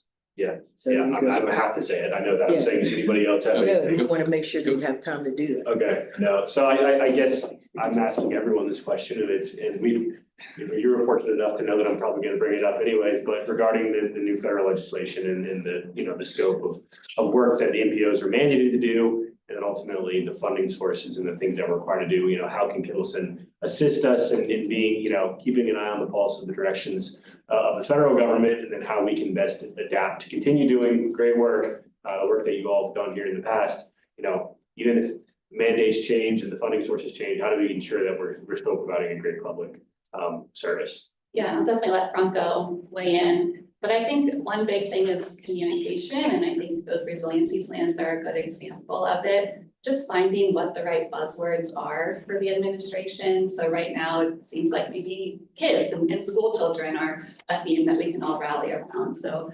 finding those core principles that we can build off of to help the NPO achieve the vision at once in a way that's going to appeal to the folks with the money up in Washington. So just working collaboratively to figure out how we message projects in a way that's going to appeal to the folks who are doing the grants. I'm glad. Yeah, I would just agree with Jen that, the money will be there, the flavor of the money will change. But as I mentioned, we've written grants in just about every program, from safety to resiliency to you name it. There's a way to creatively address needs of a notebook, for example, if we're talking about grants, in getting the projects built. And so really just identifying the best way to address the needs through whatever programs come out. Thank you. Anybody else have a question? I have a question. I didn't ask anybody else this, so that's okay. That's fine. You can get a question now. I was wondering if we can hear a little bit more about Kittleton's experience with transit planning specifically, and any experience with MPD. Yeah, that's a great question. So maybe you can talk about Better Bus, but we did a project recently. It's been going on for quite a while, State Road 436 in Central Florida in Orlando. So also called Summerall Boulevard. It's a very high crash corridor, very high pedestrian corridor, but your classic 6-lane high-speed arterial. And so worked with first the NPO and then the transit agency to do the corridor planning study, I think even a health impact assessment, and then the transit plan. So that's been moving through the process, but yeah, it's a lot about access to transit as well as the transit service in particular. Yeah, and in that same vein, we assisted T-BARTA a couple years ago with the rapid regional transit project on I-275. The service that we provided was to help identify the best station locations for the regional rapid transit, and we used a multimodal accessibility analysis, again, looking at first and last mile access, where the stations would be best sited based on the number of people and jobs within safe and reasonable access to those stations. Also using property partial values, redevelopability, and other factors to identify those station locations. Yeah, and let you share a little bit about the visualization. And also on that project, we are also involved in the public, involvement and advertising process to kind of bring the new system in a visually friendly form to the public, so that people are informed of the changes that are being made to the bus system. And the platform that we use were RGI's online story maps, and we were able to incorporate ATA requirement to make the maps more public friendly. Thank you. Anybody else? Great. Thank you, guys. We really appreciate it. Yeah, thank you all. Thanks. Good seeing you all.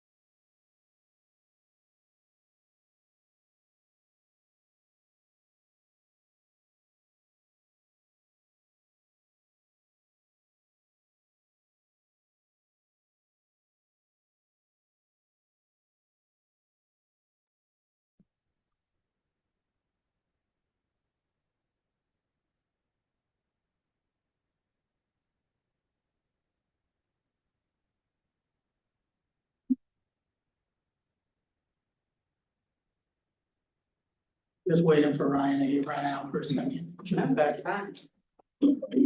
Very 5 to 6, so you guys are almost there.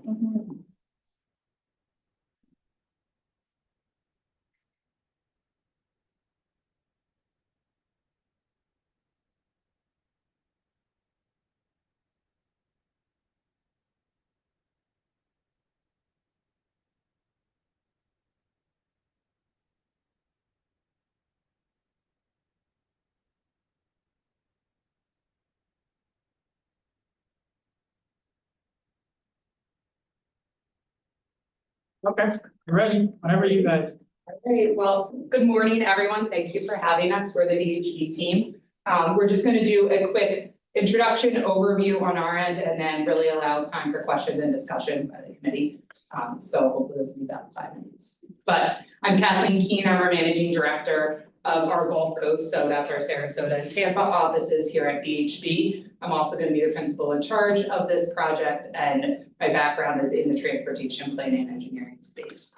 So that's great. I'm joined by my colleagues, Neil Strallo, who would support in community planning and public engagement, Srinivas, with transportation systems and subsequent analyses, Keith Smith, our resident tech guy with his transportation background, and Amy with special studies. We've rounded out our team with Valerian for further public outreach support, insight for further transportation demand, modeling support, and Adams Traffic for data collection. Elephant in the room, Arpita Guha, who is our project manager, is actually on vacation today. She's had this vacation planned for quite a number of months now, so we wanted to allow her to go have some fun. But I think this kind of showcases one of the great things about VHB. We are a team.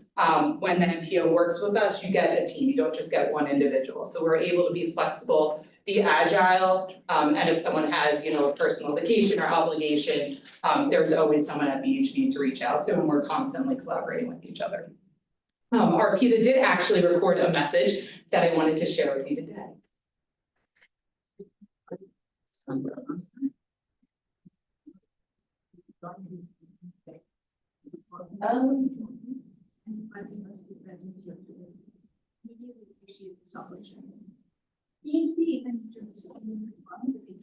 Can you restart it? And then will it don't go any louder? I think it's going on the TV. It's going on the TV. Yeah. If it doesn't work, I can summarize. It was just not loud. I could. But invest. Grace, maybe if you take this. Hi everyone, I am Arpita Guha, VHB's project manager for this contract. I apologize for not being able to join you in person today. First of all, thank you for the shortness and inviting us to present here today. We really appreciate this opportunity. VHB is an interdisciplinary firm with extensive capabilities. 3 reasons we believe we stand out are our extensive experience in District 1, leading edge technology. We leverage technology to enhance accuracy, efficiency, and project outcomes, and our integrated approach with adaptive skill set and lead bench. Our diverse team of experts provide comprehensive and adaptable solutions for any challenges that may arise. We look forward to demonstrating how VHB can make a meaningful impact on this contract, the community, its stakeholders, and future enhancements. With this now, I will turn it over to Kathleen, our principal in charge, and the rest of the VHB team. Thank you. Thank you for making that work, how that worked, everyone. So our experience in the region, I know this slide is cluttered, but that's the intent here. Each of these dots represent a VHB project. So we have offices in Sarasota, Tampa, and Orlando in Florida, and then up and down the eastern seaboard, so Maine to Florida. And that allows us the ability to have about 200 professionals within Florida itself, so having that local knowledge, local expertise, but able to kind of leverage national expertise from other professionals and friends across our footprint. As Arpita mentioned, we are an integrated services firm, and one of our core values is collaboration. So when you put the two of those together, what you get is really an integrated thinking approach. So our professionals bring this integrated thinking approach to all of our projects that allow us to provide holistic context-sensitive solutions to you, the MPO, and to the local community out here. So we do serve all three, private, institutional, and public clients. So that includes MPOs, TPOs, local agencies, FDOT, et cetera. And with that wealth of experience, we've actually really been able to kind of streamline an approach to projects. And I'll ask Amy to share a little more about that. Some of our experience, we've done a number of continuing services contracts and general planning contracts. We currently hold a GPC with Metro Plan Orlando and also with River to Sea, now Volusia Flagler TPO. So with those continuing services contracts, we look at each assignment as a separate assignment. You know, when we get a request to do the work, the first thing we want to do is make sure we understand the scope. And then Artida, as the project manager, will reach out to the many resources within the company to make sure she is providing the right resources for that particular assignment. Also, our QA/QC process is built in. That starts with making sure we have the right professionals reviewing documents. We make sure we have experts in that particular area to review the documents. So before anything gets to you as the client, everything has been reviewed and by the appropriate folks. Great. All right, so live EHP. Our familiarity with the local MPO area, sorry, Monday is difficult, I guess, to speak. But so we are currently supporting Manatee County with all their transportation needs, and we're just reselected with that contract. We're engaging the local community down here through our efforts with the Transportation Talks project that we're working on with FDOT D1. And we're improving safety and mobility over on US 41 as part of the CMAS project that Amy's involved in. Leading edge technology, so Keith, our tech guy, but as I mentioned before, Keith has a background in transportation. So while we're able to look at huge data sets, kind of assemble them, Keith understands what he's looking at, whether it's safety, crashes, whether it's volumes for pedestrians, vehicles, bicyclists. But Keith can really help distill that data, present it in a dashboard, in an app, for us and for you to work collaboratively together to define a solution for a problem. And then that integrated approach and adaptable skill set. So that's really that integration between the diverse services that we have in-house, our collaborative environment, and be able to deliver to you as the MPO and the community. And we do have the depth and the breadth across our team to successfully do so, and would be really excited to support you in that. So with that, would love to turn it back to the committee to answer any questions that you may have. Any questions? We could start with Ryan's turn, and then we'll you will fill your time. Perfect, that was the hope. Yeah, you should just help me, I guess. Yeah, I've been asking everyone the same question. As NPOs, you know, are federally funded agencies, follow federal directives. You know, how can VHP assist us here in the coming years as we deal with, you know, a changing political landscape, the funding mechanisms, whether discretionary formula, how we're funded, how can VHP assist us in either renaming or being creative with potential improvements that we're likely to see throughout our region? Yeah, I mean, as a reason, that's something we've been dealing with. We actually have a team of professionals focused on staying up to date and current as it relates to grants, as it relates to current directives. So that's something, call it a community practice at VHP, but we could tap into. So, you know, having that to understand what's going on right now and how that impacts you, but also keeping an eye on the future, right? So this contract isn't right now, it would be for a period out into the future. So we want to make sure we're identifying those projects and solutions that could potentially lead to funding opportunities and not pigeonholing you into one thing. But as Neil. Well, I appreciate it. Great to be here and great question. You know, federal landscape is changing, right? State probably is changing. We recognize that, and our grants team is a good pipeline to all of us, you know, on that, even though it's happening really rapidly these days. But, you know, we have in our qualifications that demonstrated the ability to, you know, identify, research, create projects that meet those funding criteria, help you position those. And then, you know, it's the reality of having local representation who are advocates, strong advocates. And so I think through our engagement and outreach, you know, we can provide the consensus of, the importance of specific projects that, your elected officials can get behind. Thank you. Real quick to add on to that, we're also working with Metroplan currently, as I mentioned, on updating their LRTP, their MTP, and with the changes of language, we're going back through all of our documents to make sure that we're not including language that they can no longer use. So we're in the process of that right now. Great. Yeah, we're in a similar practice, so that's great. Yes. Dave? Well, since you're here, is it, it's not Dr. Candela, is that how you say it? Yes. But Mr. Your background is in data also and in systems. It looks like you've been working on the district-wide modeling. Do you look at any of the MPO modeling effort that is overseen by the district, and how does your role fit in, and how would you support the MPO? But district-wide, district-wide models and everything, they have a separate contract.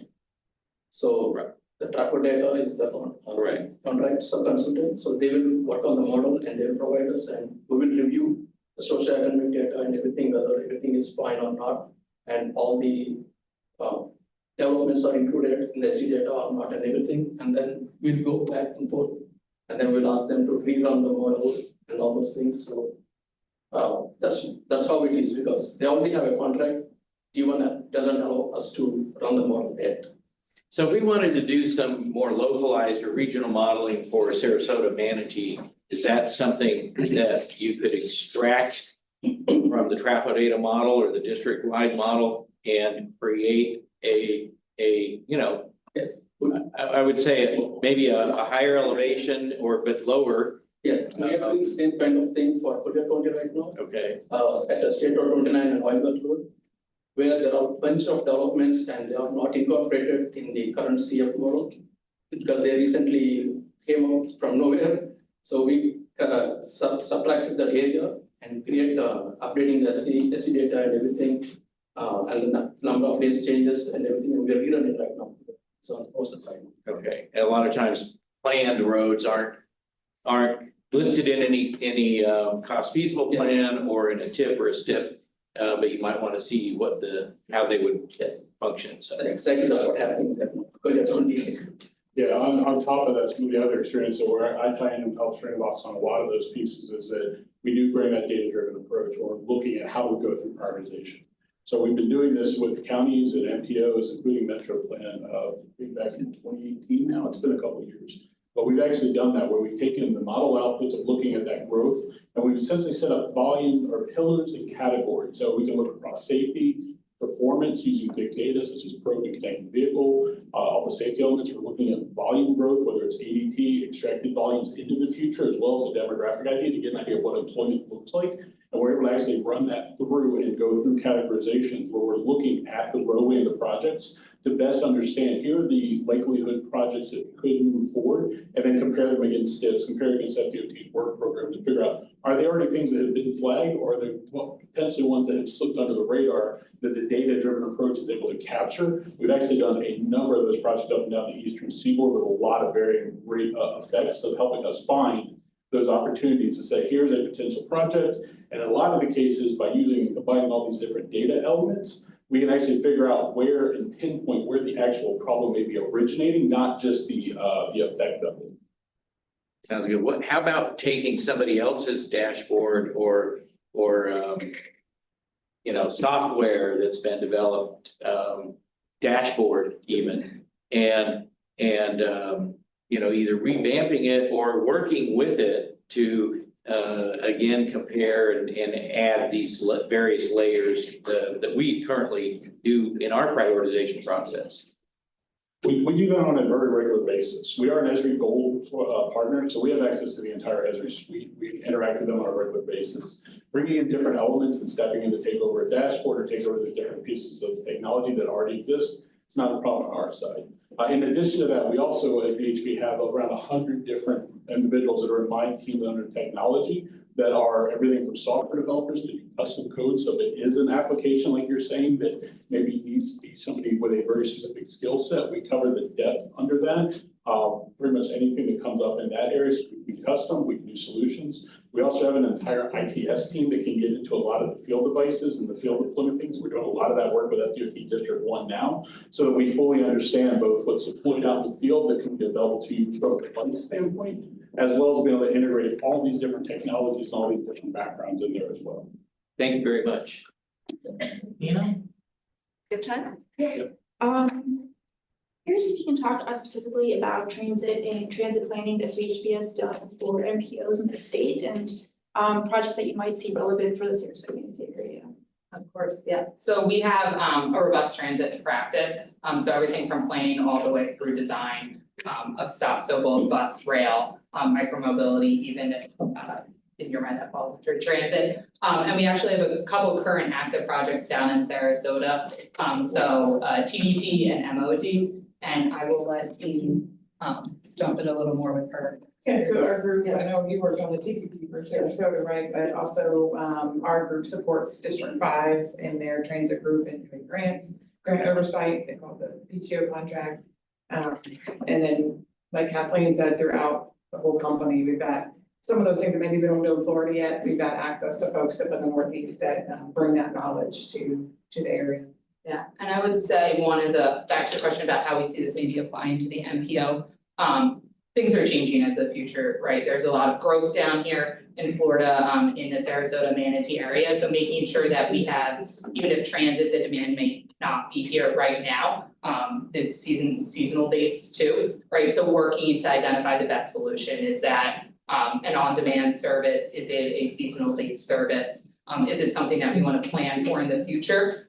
So as we're working through projects, making sure that we know it's a goal for the MPO, but maybe something we're not going to implement right now.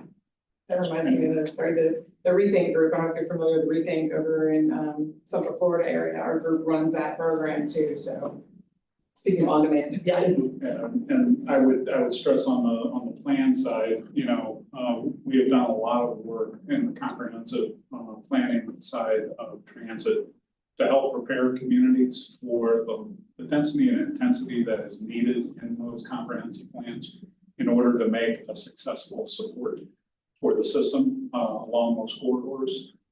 So, you know, it is skills that we have, and we've helped communities, St. Pete and others, Tampa, Hillsborough, in that comp plan evaluations. Thank you. Anna? Yeah, do we have time? Yeah. Okay, I would like to know a little bit more about VHB's experience with resiliency, vulnerability, in light of what we've recently experienced last season. Yeah, exactly. We have a number of professionals specifically focused on sustainability and resiliency, and understand that's a strong need that needs to be contemplated into any mobility or planning effort. And I actually Neil's leading a project that's developing post-disaster redevelopment plans for 4 local communities. So yeah, I'll let Neil. We actually, one of our colleagues who's in the org chart, Dave Chan, has completed the resilient Pinellas plan, countywide plan for Pinellas County. And then subsequently, we were selected by the city of Tampa through a FEMA grant that was to create 4 unique post-disaster redevelopment plans. Their partners are grant administration through the city, but Hillsborough County, Pinellas County, and Hernando County. So we got kicked off August of last year. You know, and then 30 days later, we started 3 storm events that, you know, created a Cat 3 cumulative effect. And, you know, we are talking about the post-disaster, which actually is the learning lab that, you know, the Tampa Bay region is living in right now. Decisions are being made, processes are being instituted.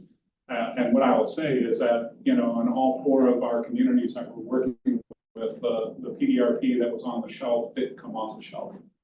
So as a planner, I can say that was not a good document. It was not a good process. In your time of need, you know, you don't go to it as a guide. And, you know, high level conversation is that, you know, we're dealing with emergency managers who are, you know, trying to save lives and get people housed. And they are not interested in having a community meeting. Our plans are going to respond to that realization that there are operational structures that need to occur immediately after disaster events. And then you have to look at the plans, right? You know, comprehensive plan, your local mitigation strategy, your vulnerability assessments, and really see, are they dialing into project types that advance, you know, and align to capacity or, you know, I know one of our communities that actually is restricting capacity in the coastal barrier islands by limiting infrastructure. And, you know, those conversations are ongoing, and then afterwards, we'll actually get a regional framework out of this plan as well. Just real briefly too, on the data side of that, I've run the SLOSS model, I've run the HAZAS model, intimately familiar with it. So we're talking about how do we respond to what happens out there. We have the ability to look at to understand what are those impacts going to be, where are they going to occur. I also manage that for FDOT District 3, as well as we're building out for FDOT District 1, part of the EDIR for the federal. How do they get reimbursement? Very familiar with that process as well as how we do it. So we know the planning side of not just getting ready ahead of the storm, but also how do you respond, how do you recover? Well, with that, Thank you so that's much. fine. Thank you for coming. Thank you so much for having us. Enjoy the rest of your day. Thank you.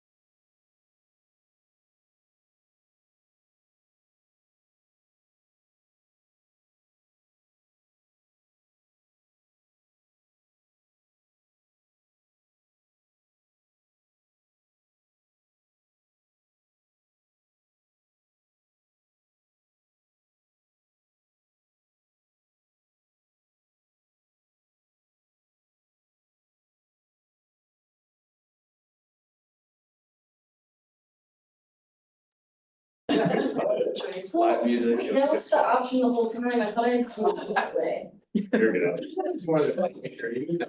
Thank you. That's how innovative. We just said there's 3 other options. But the results are the same. Job at this computer today. I don't know why, but everything's fine. And now, okay. A picture, like. Okay, cool. All right, so we'll start. Good morning, everyone. My name is Nick Torres, White House Group. Pleased to be presenting to you all for final selection for CSO GPC. I guess I'll first start off with, this is our first time pursuing work with you all. I'm super excited about it. I assembled a great team. I've got some representatives here from Cambridge Systematics, Noni and MRG. So if there's any particular questions, I may direct to them to answer towards the end. It's related to some of their specialties. But we like to build, strategic partnerships with subject matter experts. All right, so just a quick overview of the presentation I have today. We'll talk a little bit about our team, what we built together, and a little bit about White House Group, because I think some of this is for you all getting to know us. An alignment from what I've heard of your priorities, a little bit more about innovation and adaptability. I know that you called that out when I watched the YouTube of our proposal, so I want to talk a little bit more about that, as well as what we kind of see as task work order development, and then opening up for Q&A. But I'd like just quickly, if you can see the map on there, just to highlight. I know there were concerns that our key staff are a little bit further, but we're about 3 hours and some change, just I-75 the whole way. From Fort Lauderdale is where our office is. We are actually a Florida-based business. So even though we team with some firms that are nationwide, we are a local Florida business. So. Oh, it does work? Yeah. Well, So just click the right one. okay. All right. So I know you all said you did not want to see a regurgitation proposal. So I promise you this is the only slide that you saw in the proposal, which is our org chart. So getting to know us, White House Group, we have, through our company's history, extensive experience supporting NPOs. Particularly with the Broward NPO, we've developed a lot of innovative products, which we showed you in our work samples. We focus in areas of governance, policy, strategic plans, performance assessments, right? Whether or not a program that you're funding is performing the way you want it to, or it's intended to. Transit optimization, transit passion of mine. Whether or not you're funding transit, being able to tell that story and sell it to those who prefer to drive, it's still okay for, to support the funding programs for those who choose to ride transit or have to rely on it. Project funding, coming up with innovative ways to bring in additional discrete funding opportunities to support your organizations, some of the projects, help find additional funding, implement your LRTP, as well as before and after studies, right? So you completed a project, you put it out there. Did it have the intended consequence? Did it have the intended outcome? Are you able to then sell that story, right? I always like to joke, NPOs are my favorite form of shadow government. Nobody knows what we do, right? But something like that, you can say, hey, here's how we provide value to your area, right? To elevate the NPO. So the team we built for this GPC, like I mentioned, we have Cambridge Systematics with strong resumes in resiliency and freight. I've worked with Mike Williamson for numerous years in the NPOAC Freight Rail Committee. They and I are currently working together on Broward NPO's Regional Resiliency Improvement Plan. We'll only keep that here because they're calling it the Infrastructure Hardening Plan now. Clarity Consulting, who we've worked with out of Tallahassee for innovative financing with a long career with FDOT. FTE, one of our DB subs that specializes in data collection, traffic counts. They have a lot of work down here in District 1, as well as over on the southeast side. GraphCode, they're out of Miami. They're a small DBE that specializes in web development, content creation, developing KPI dashboards, being able to digitally tell your story and enhance it. We brought on Jacobs as full service engineering to check any of those boxes if the project requires it. We have MRG, who's here with us, with presence in South Florida, Central Florida. I know that Lauren had some experience here previously at P1 and has worked in for MRG in the whole, say, I-4 corridor. Central. Central and South, yeah. And then we have Noni, who's a new team member to us. We're currently working together up in Pennsylvania on some cool projects, but they had a lot of experience down here in District 1, District 7, Pinellas County, Sarasota, Manatee counties. Strong resume in TS70, safety, traffic, complete streets land use. We also have service edge solutions. So for those of you who may have filled out a Freight Priorities Program, or recently the Passenger Rail Priorities Program applications. That was Service Edge Solutions that built that web portal and did all the coding behind that.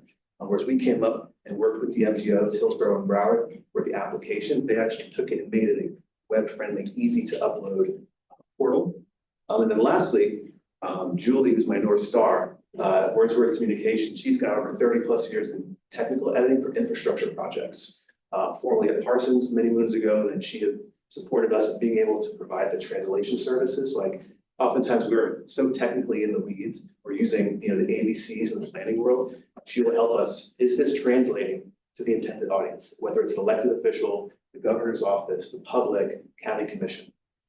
And then the graphic there is just from our proposal, just kind of showing how we flow. We view you all obviously on top. Todd Brower, who's with me today, is one of White House Group's founding principals. So he would serve as kind of our project principal signing authority, whereas I'd be your project manager. Amy Vargas, who's here with me, is my counterpart. She's deputy project manager. So getting to know White House Group a little bit more.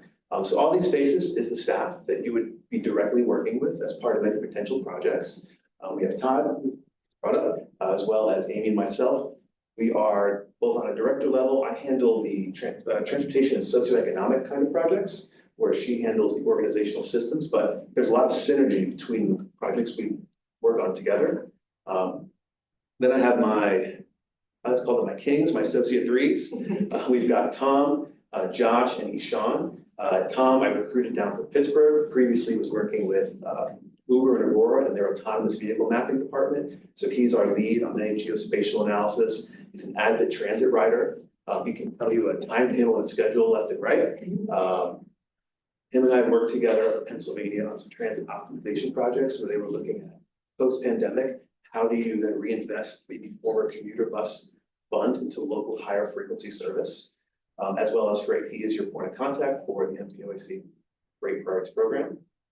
Then I have Josh, who's a recent hire to us. His background is in policy, governance, and engagement. He's a current city commission official for the city of Coral Springs, which I believe is the 4th or 5th largest city in Broward County. So he offers that perspective from the elected.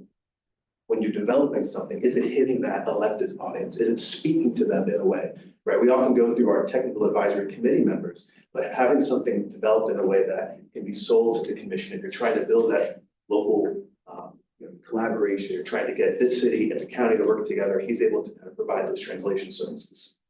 Then I have Ishan, he's my big data guy. Him and I worked on a lot of economic development projects. Whenever we pursued grants, him and Tom worked together for benefit cost analyses, being able to get over one to demonstrate the positive impact. Then I have my associate twos. We've got Hassa and Ada.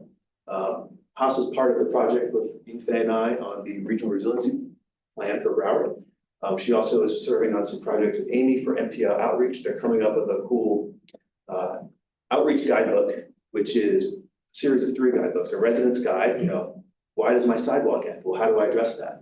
How do I get a crosswalk here? Who do I talk to?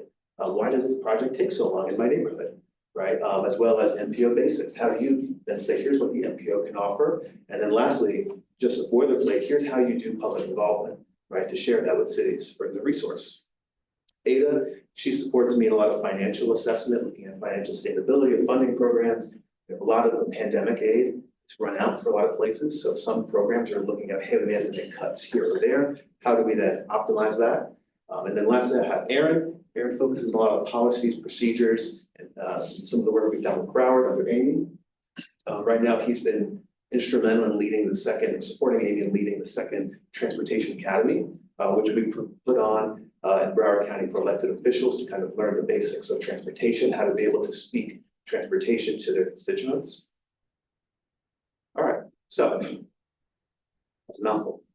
Going on with what I see is the next 2 slides, but from what I've heard from watching YouTube videos, looking at your LRTP progress, reviewing past programs, what I think are some of the alignments through the priorities you're looking to see through this UPWP, your LRTP, and potentially your next UPWP. This area is exploding with growth, and I wrote that in the proposal. It's one of the fastest growing areas in Florida.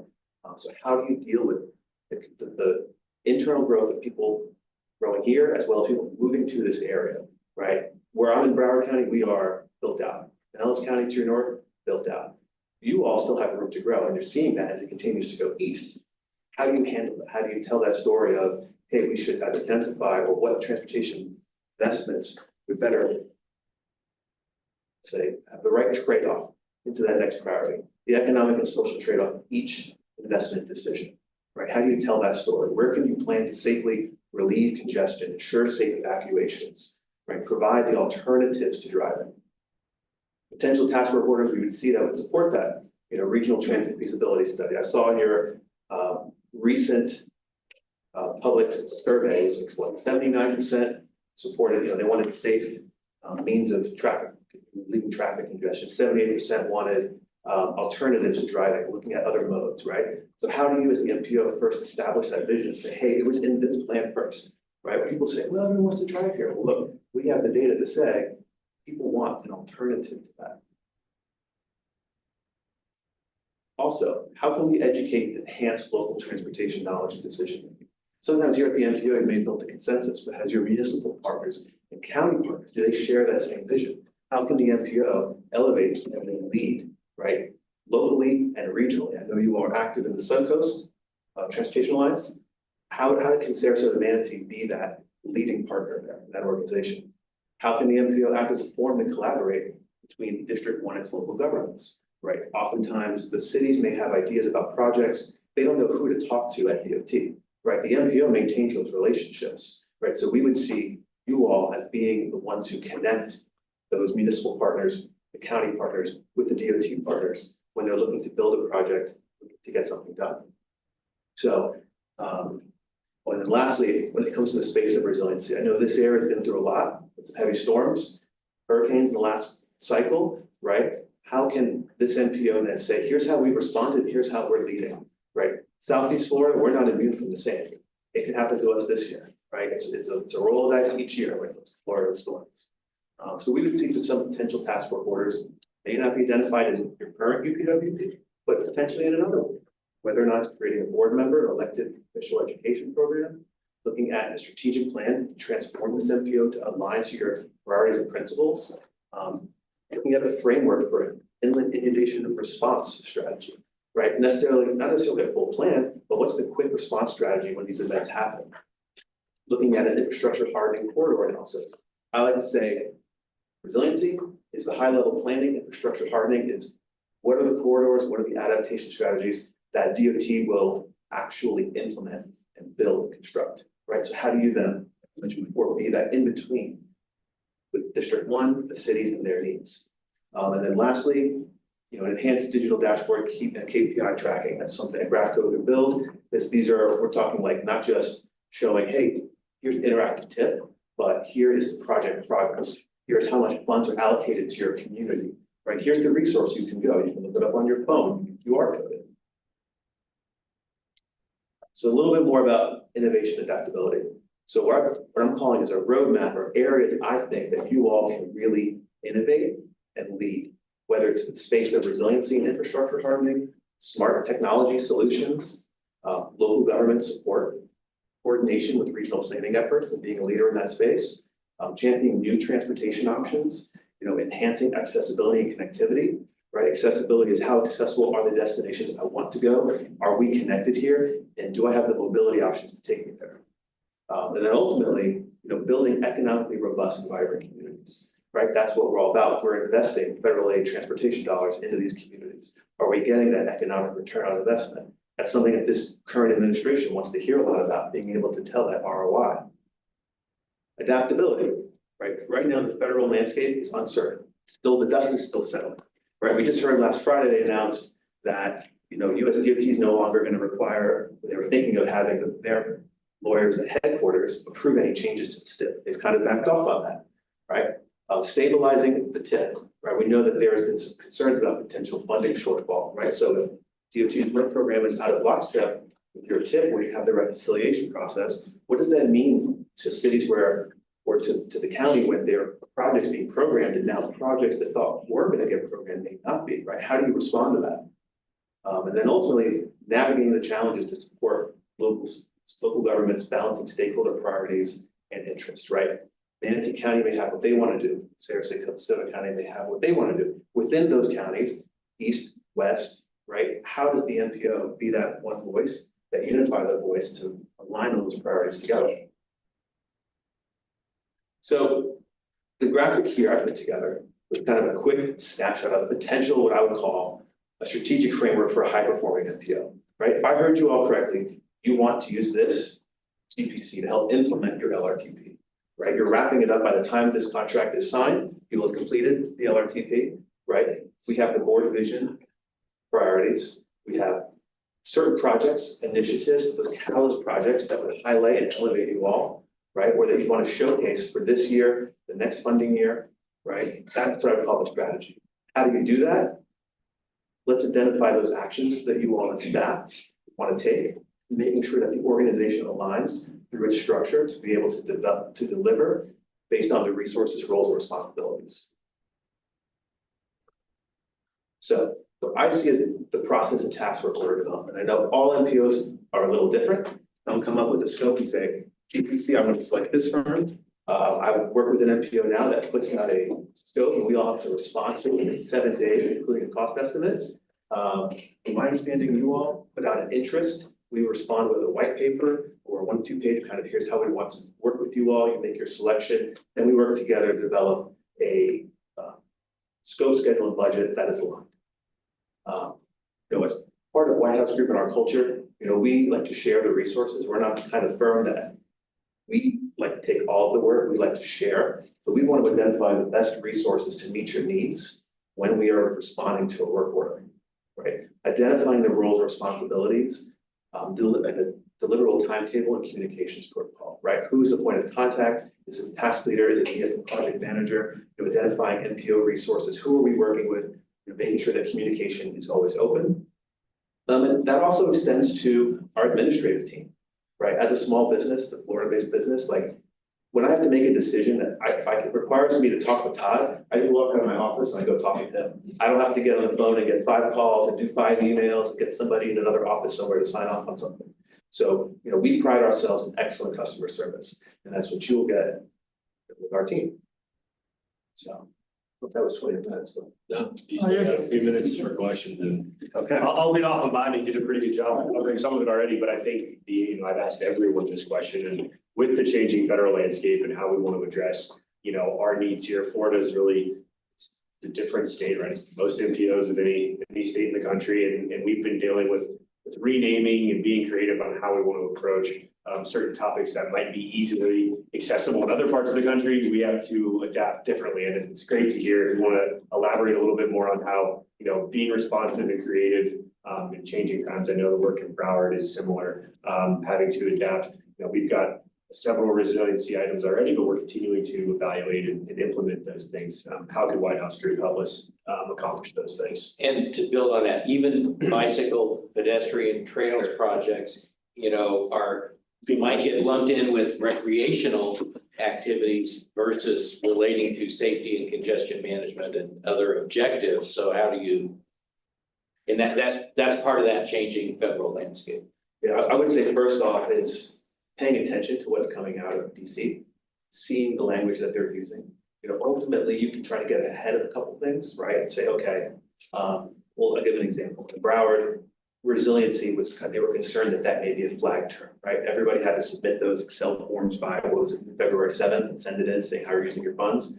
No one wants to end up in a database where you can query what you're working on and have your question. So they kind of got out ahead of that and said, well, let's just start rebranding things. Finding like terms, finding that you can't really argue against, right? So is now a little bit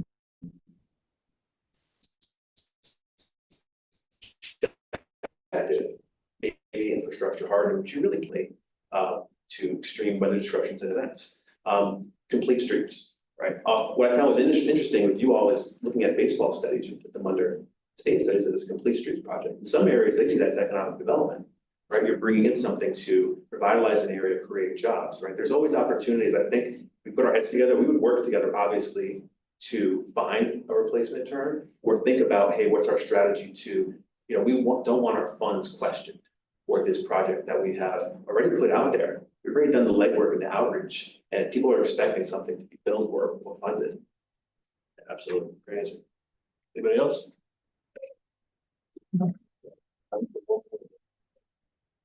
We got 30 seconds, Dave. Well, I would like to hear, a sentence or two from the other team members about what of our projects you would like to work on and what you'd contribute. Yeah, I'll get started. I think I want to build on the previous question about, uncertainties on federal landscape, especially related to resilience. We've been monitoring that, through our company and our work and, national research as well. And we see the trend of incorporating resilience into asset management more and more. So performance measures, metrics and all that, and creating that feedback loops of asset monitoring and feeding into asset management and operation, and using that as a mechanism to implement resilience type of adaptation strategy. Critical infrastructure protection. Yeah. Great, thank you. Nicola Pinoni, where we really come in is we bring that design element, complete streets, safety, signalization, traffic. And so why is that important? We've done a lot of projects where we do conceptual plans, it's trails, sidewalks, safety aspects, drainage, everything. And then we can bring also the component of cost estimates that are going to be accurate that you can use to make sure a lot of things we've seen in a lot of other places is your cost estimates are not correct. So if your cost estimate's correct, you go in and you try to get a grant or something and if you're off, then all of a sudden you're in trouble as a municipality. So we do a lot of LAP with DOT. So we understand that part of it. And so I know a lot of you guys will eventually be doing that as well. So that's a critical element. We bring that design component to. Thank you. Great. Hi, good morning, Lauren Hatchell, Media Relations Group. We would like to assist in elevating the MPO's presence within your communities and also educating the communities on what your role is and how you help improve the transportation network and system in and around Sarasota and Manatee counties.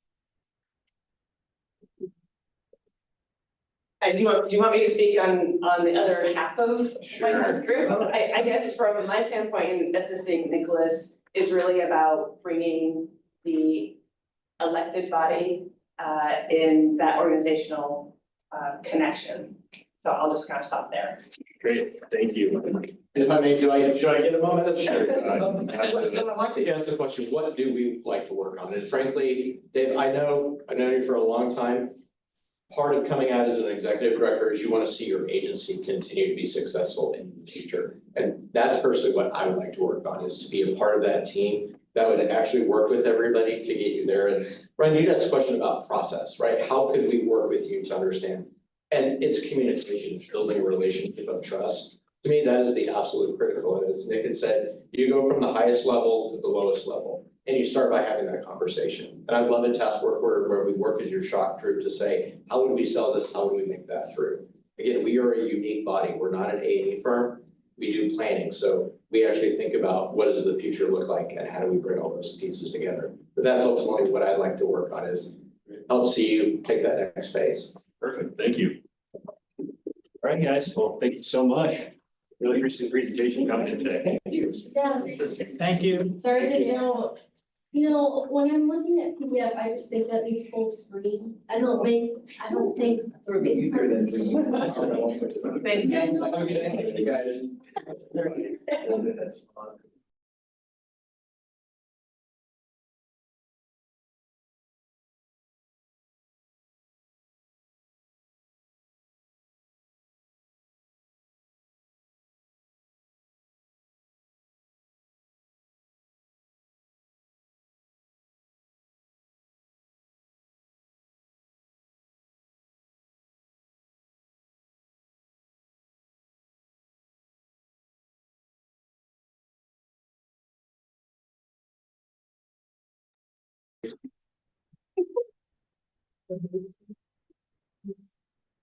So you just want us to fill this out? Well, I mean, if there's any discussion prior to. I'll just put Yeah. my name and stuff on it. The big decision, Dave, I think ultimately, right, you posed the question of 4 or 5, right? Like, what's Yeah. What are the number, what are you asking Paul and Clark to put in terms of a number that we're looking for, right? Because I think that determines how you would rank them overall, you know, generally. I think we could have 5 contracts. Okay. And that way we're ready to grow and ready to deliver what we were supposed to deliver, whatever it is. Okay. That's my thought. Okay. And I mean, I'm kind of sticking my neck out, but to go from 3 to 5 is not. No, I don't think it's unreasonable, and I think good presentations across the board, so I don't think that's.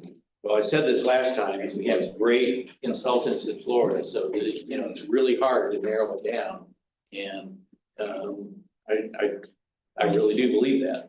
I guess to add to your question, and I guess it's a question for you, Ryan. You know, in the next 5, 6 years, you know, what is our workload gonna look like? Yeah, I mean, that's a great question. We asked that to people, and I think the general question and consensus is, right, like, we are operating under the assumption that we're going to operate like we do today. We have an authorization that's bill that's out there through September of 2026, and our assumption, if something holds itself in the last 50 years of the existence of this MPO, is that we will continue to be funded, and there will be, you know, maybe proportional, in our opinion, maybe not entirely proportional, but a proportional increase in work to be able to deal with that, you know, population-based formula.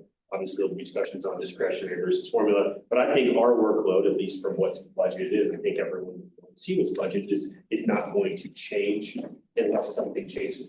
We have a status quo expectation for the next 5 years. We're adopting an LRTP update, and it's not considered a major update. We have a lot of good new information that's gonna feed that. But given that changing federal landscape that we talked about, we may need to produce another minor update prior to 5 years out.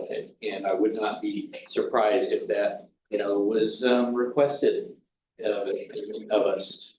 I'm just, you know, I mean, I'm in support of having multiple firms to do multiple different things. As you mentioned, having a broader base gives us opportunity. Not to say we're very reliant on the 3 that we've had to do lots of work. If you increase it to 5, then the workload will probably be shared a bit more, obviously, based on strengths and based off of what we think work's gonna be. But I think it's a great question for the committee.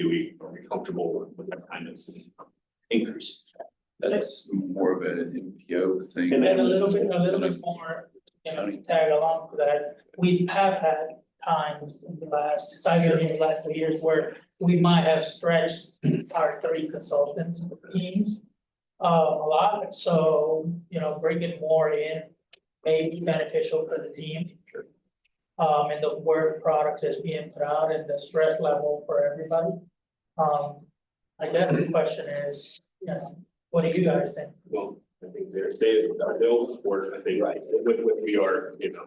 Okay, I mean, I think you should have a minimum of 3, but if you have 5 or 6, but it doesn't. Yeah, it doesn't change the same thing, it's paperwork. Well, I think we could see, you know, how this ranking turns out, and then maybe talk about it and see if we want to go to even 6. Absolutely. I think we can see, you know, if there's a consensus when we add these up and say if there's, you know, 1 or 2 that's off, but I think once again, we had great presentations today. You know, I think I'm in the support of Dave with, you know, I think 5 is. I think 5 is a strong number. I would be cautious. I'd have to be talked into it. Yeah, that would be too much, in my opinion, to be carried to work. So, yeah, I gotta do mine, but yeah. I haven't done mine, so just hold it for a second. You know, you have any questions? Any questions? No? Questions, answers, comments, suggestions? No, I think 4 is a very comfortable number, just thinking about how we've grown over the last few years and what we would like to accomplish over the next few years. But I think 5, we can have a strategic 5th on the team as well. I think that could make a lot of sense. Yeah, and I'm looking at it from the perspective of, you know, we operate under 3-1-1 contracts, but 5 years removed from when we did the last one, you know, I don't want to be in the same position with, you know, a limited number of consultants. If we stick at 4, maybe we're gonna be asking, I wish we did 5 years from now, or, you know, ultimately could go back out, you know, the GPC procurement. However, that, you know, is that really necessary step to add a singular more consultant? I think it's safer bet to make that increase now rather than waiting 5 years from now. So, I mean, there's only a handful of scenarios, right? I mean, if it's gonna be business as usual, maybe Or a different emphasis on. different areas. Or it's gonna be less money, and then maybe by And a miracle, quicker it'll delivery be more of money, stuff. but, Yeah. There's your correct. There's I not mean, if you end up being short for whatever reason over time, it's gonna ripple through your UPWP, and you just won't be able to assign as much work. But either of the other two scenarios, you know, if you've got a good base of consultant teams, you couldn't choose 5 and not be able to do the things you're talking about. I mean, I think you'd be safe even with any 4 out of that list, you'd still be able to meet all of your needs, but, No doubt. Thank you if you're comfortable choosing 5, just because what you've seen today makes it clear that you'll have some bench strength in some areas where you haven't had it in the past, but it's the right move to defer to PO staff. You guys are the ones that are often drafting the work assignments. We see them a little bit at the TAC level, but it's hard for us to tell you what to do. Yeah, and we appreciate that. Yeah, we do. Yeah, so, okay. I mean, ultimately, our objective is to get more of your projects. Delivered. So, Yeah. we're. Lowest one is best, and so we're looking for Lows, correct. That's Lowest to highest score, right? Yeah. Play golf this week. Yeah, exactly.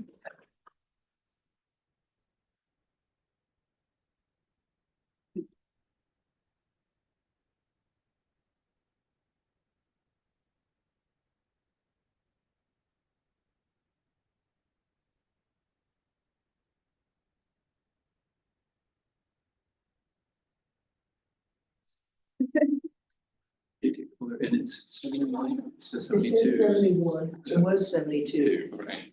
Oh, We're that's right. headed the wrong direction. Yes, we are. We got 2 or 3 blankets in my office for just in case. You cold? We can put the AC up. It got hot for a second there, so I put it down at the beginning. I see. We can bring it back up.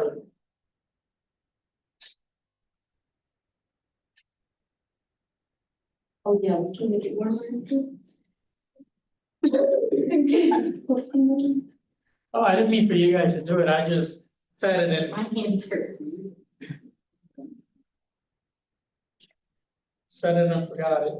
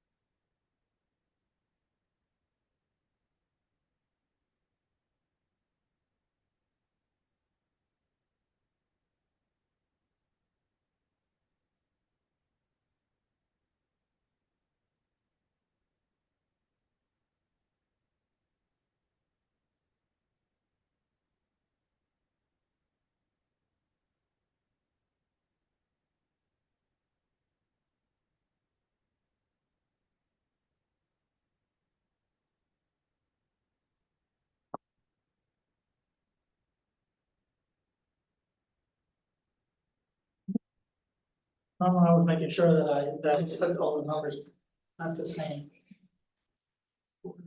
Then you have to reverse the order. Well, yeah, it's lowest highest. Yeah.